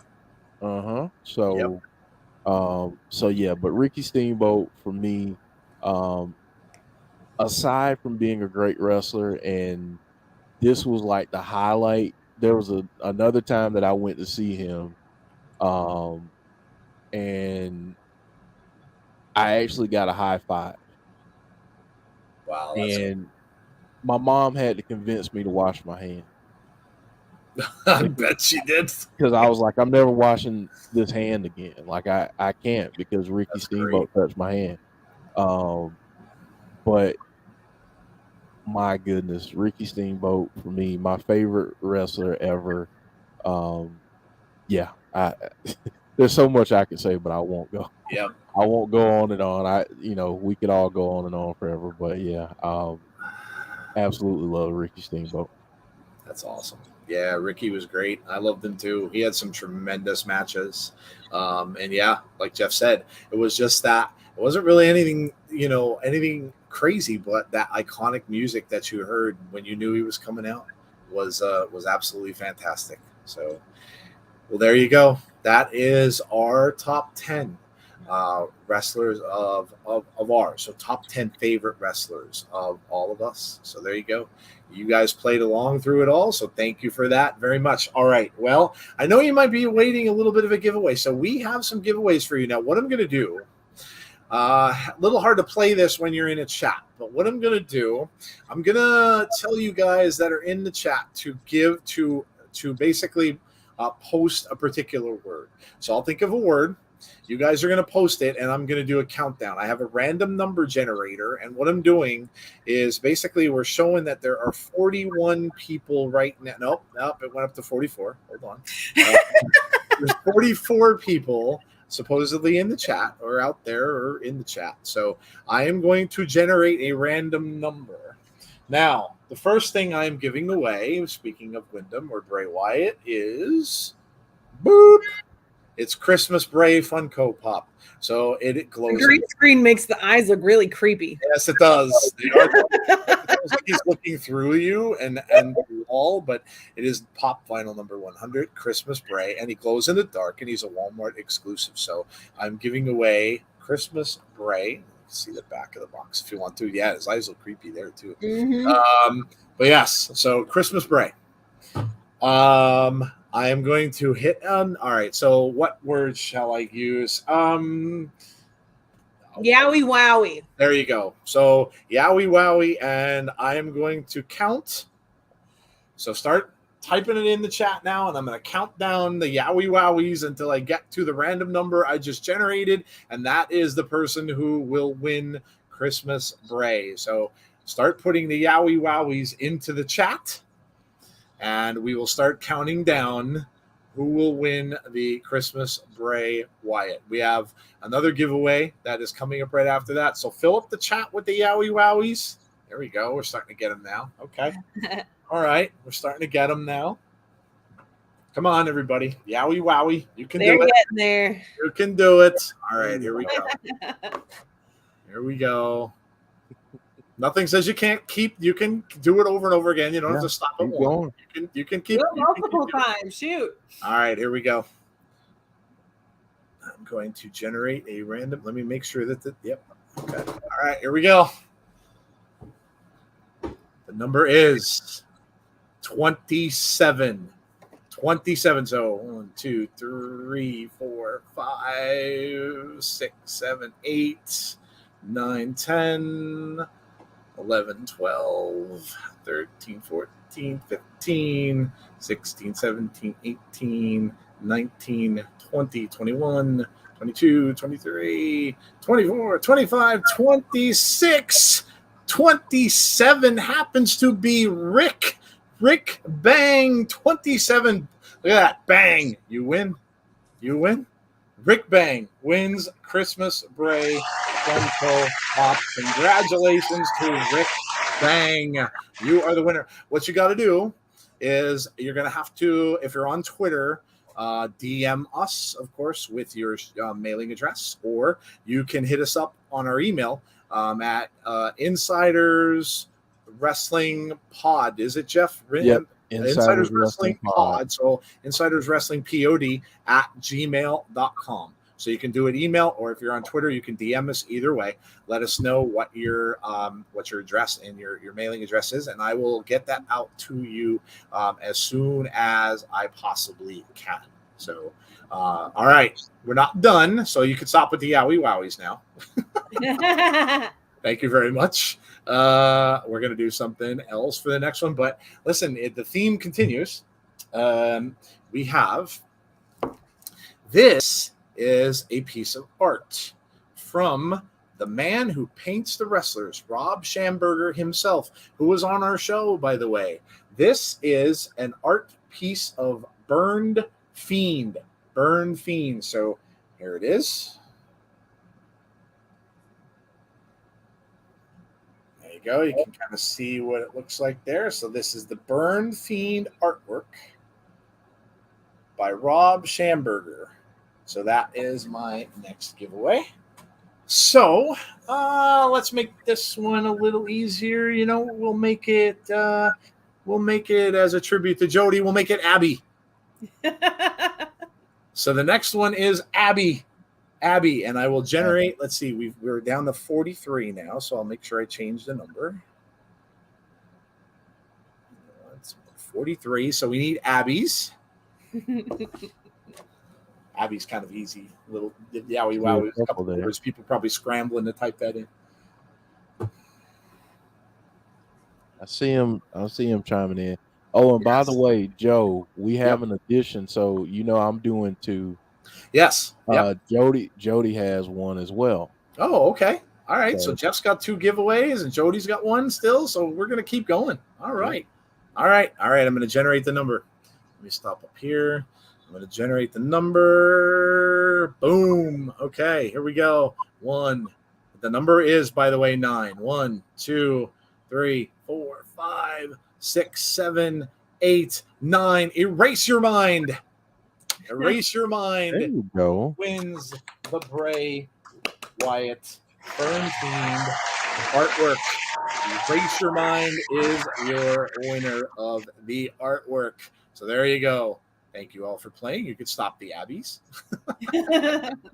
although Jody won't argue with you. All right. So I'm going to pass it over to Jeff. We've got a couple more from Jeff coming up. I believe they are T-shirts. So Yes. you got a couple from Jeff, and then you got one from Jody as well. Jeff, go ahead. You can announce yours.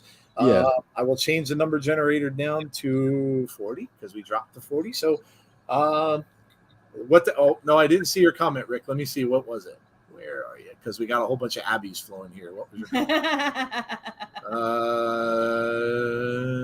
You know what? It's probably going to be a little hard for me to find your comment now. I'm looking for it. Yeah, I'm looking for it too. Rick.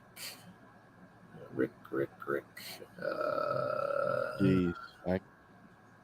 There's Wow, a lot of Abbeys. man, did we get a bunch of Abbeys? Holy I crap. love you guys. Damn. We really wow. Resend it, Rick.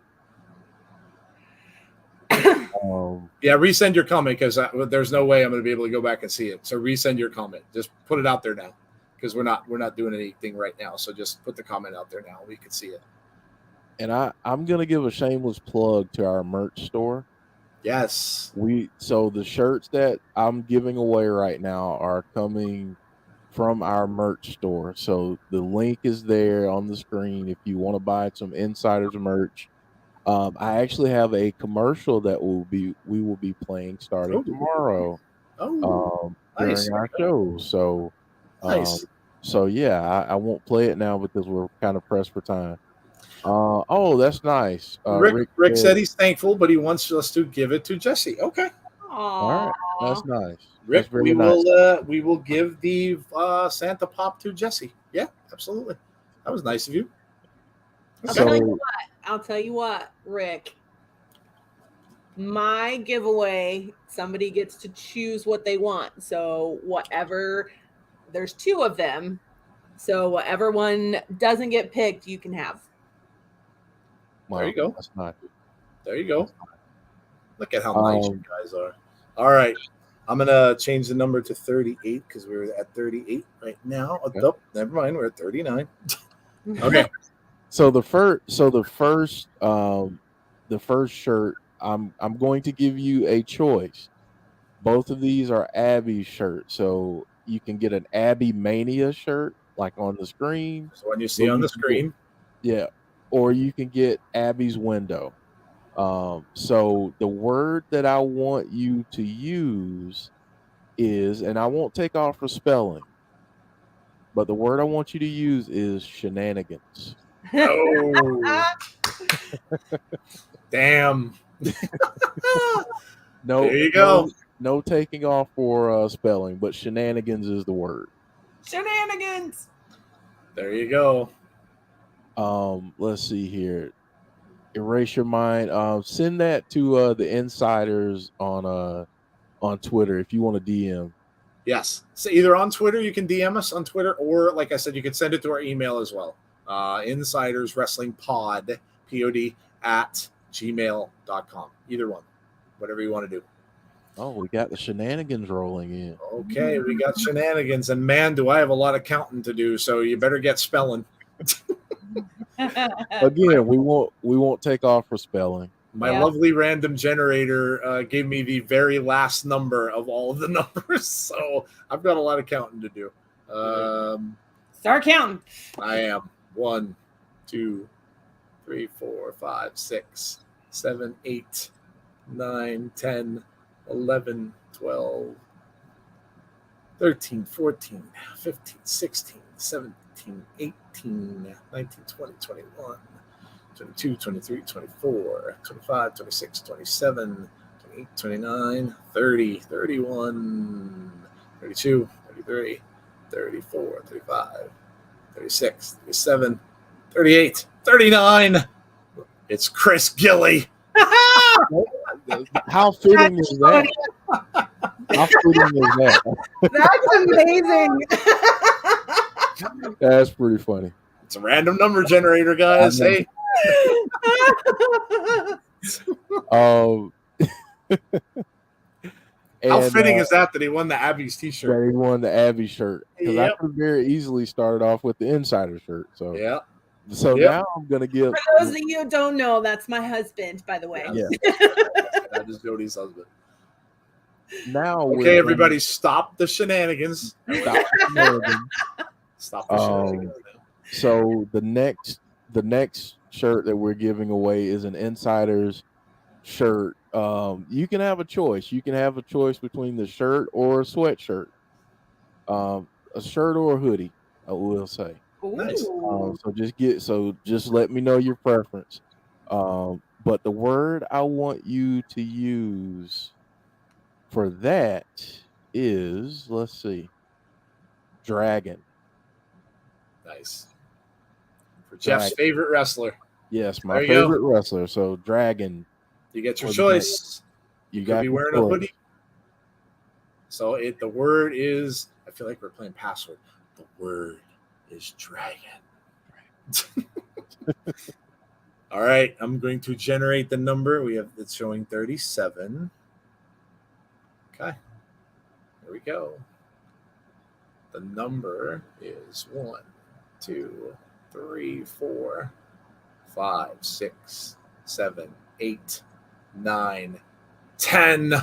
Dylan McClure There you is go. the winner. Dylan, you are a winner. Dylan wins. So Dylan gets his choice.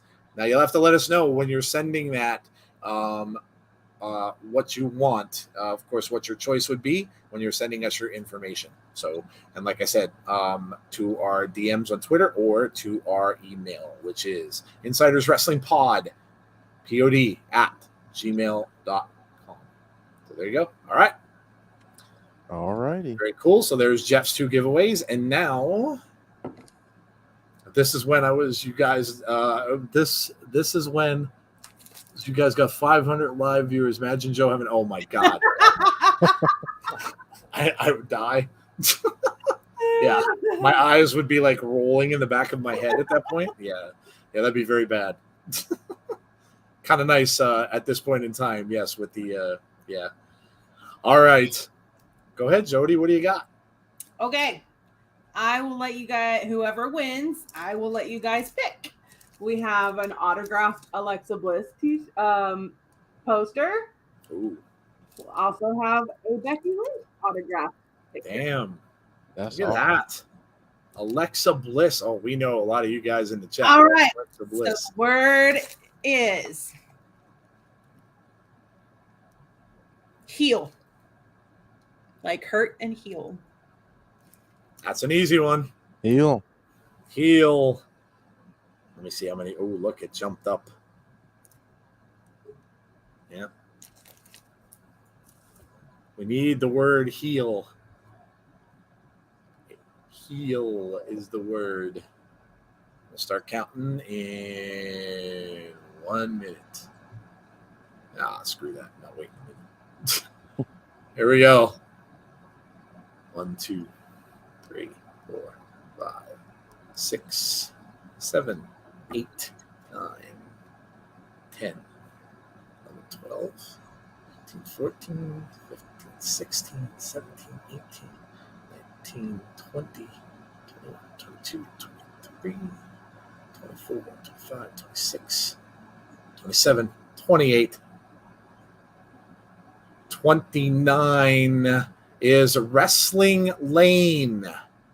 Wrestling Lane wins your choice of an autographed picture of Becky Lynch or Alexa Bliss. So there you go. Wrestling Lane, you are a winner. All right. Wrestling Lane, same thing. You got to let us know which one it is. And when you send us your information. And then the other one is going to Rick, right? Is the other one going to Rick? Is that what you were talking about before? He told me not to in the chat. Oh, he did. Oh, okay. I didn't see that in the chat. Okay, so you have one more to do then? Yeah, we can do the other one. Okay. Whatever you want to do. Whatever you want to do. He wants Becky Lynch. Becky Lynch. All right, Becky Lynch. All right. The word this time, since that's the one that's left, is Alexa. Alexa is the word. Here we go. I'm not saying that. My device will go off. Alexa is the word. So throw out the Alexas.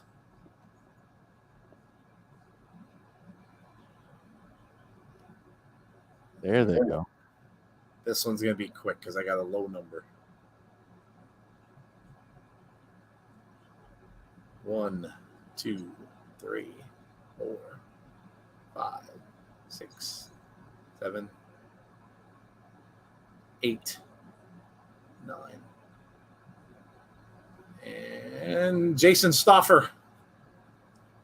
Jason Stauffer is the winner of the Becky Lynch, which is ironic because you're saying Alexa, but it's not Alexa. It's actually Becky. Alexa. Oh, it is. Oh, this one was Alexa. Okay. Well, you won the Alexa. There you go. Jason Stauffer is a winner. All right. There you go, guys. Look at that. See? Don't say we never gave you anything. Oh, man. So make sure all you folks that are winners, make sure you get that information over to us as soon as possible. I will relay the information over to Jody and to Jeff of the addresses and stuff like that. So make sure you get us all your information ASAP, and we will get all of this stuff out to you guys. And like I said, wrapping it all up tonight, it's the least we could do. You guys are the reason we are all here. And the reason why we were able to get to this milestone in our stream. So, Jesse, it wouldn't be right if we didn't close out with just a couple of jokes. You don't have to have a whole ton of them. C Wrestling's going to probably want to kill you anyway, or slaughter whatever jokes that you put out there. So, Jesse, if you got a couple of them, just give us a quick couple before we get out of here, and we'll let Jeff go. He was driving to the grocery store. Jesse is?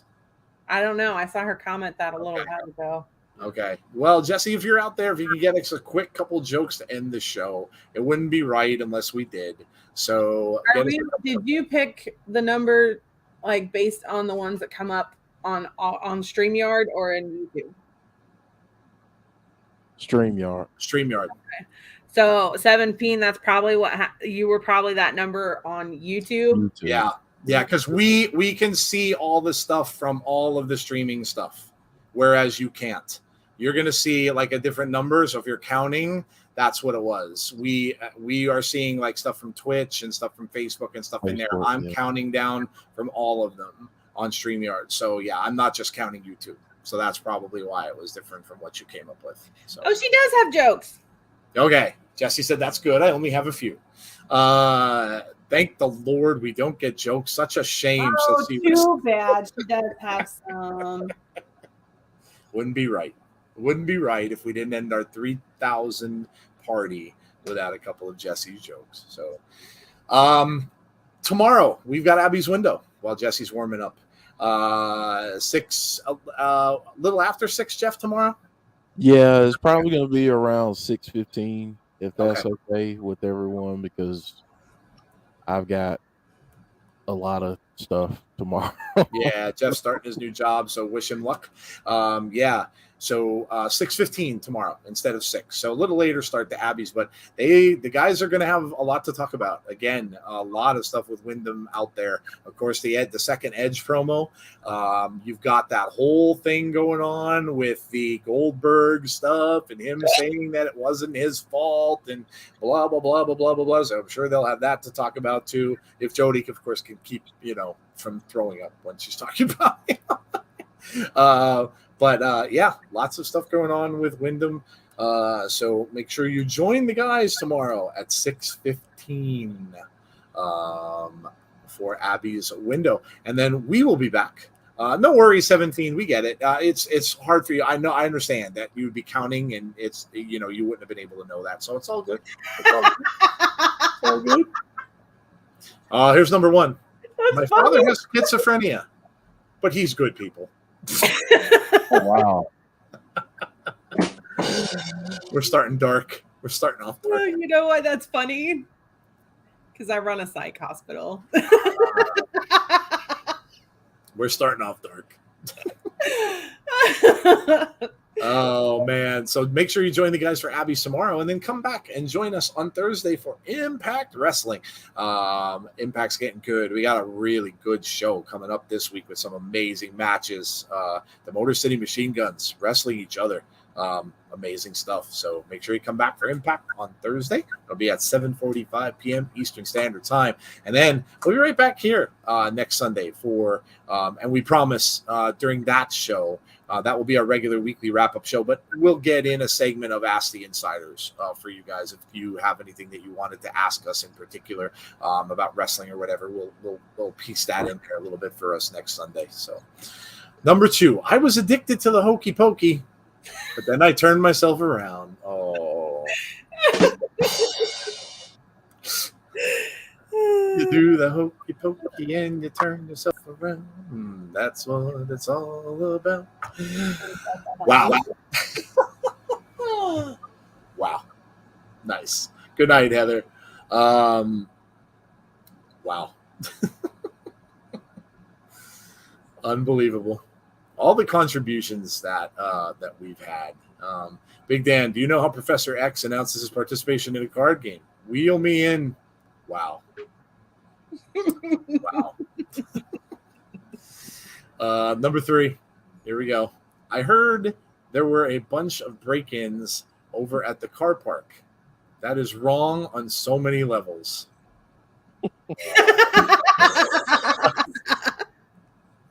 Oh my God. Oh man. Wow. Wow. Chris liked that one. Everybody wishing Jeff good luck on his new job. Great show, guys. Thanks, Coog, for coming out. Oh, hey, please, if you're heading out, make sure you hit like on our stream. If you haven't subbed to the channel, please make sure you do. I think we're moving up now. We're at like 3011. So we passed the 3,000 mark. We got, I think, 3011, 3013 in around there. So we're moving on up like the Jeffersons to the deluxe apartment in the sky. Number 4. Yeah, please make sure you sub. Please make sure you hit the like tonight on the stream and hit the notification button. Number 4, I went to buy some camo pants. Didn't find any.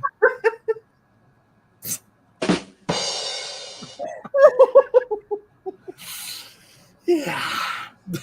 That's good stuff. Nice. One more. Okay. C is falling asleep. Hey, see, listen, you know what? Sometimes you have to pay really good money to get meds to put you to sleep and stuff. Hey, there you go. Listen, dude, free. You got Jesse. Oh, man. Hey, guys, here's to the next 3,000, right? We'll be celebrating when we get to other milestones and stuff down the road, too, just like we are now. God willing that we're all here for that. And yeah, here we go. Number 5. Most people are shocked when they find out how bad I am as an electrician. Alicia says it's 4:27 a.m. where you are. Oh my gosh. You need to go to bed.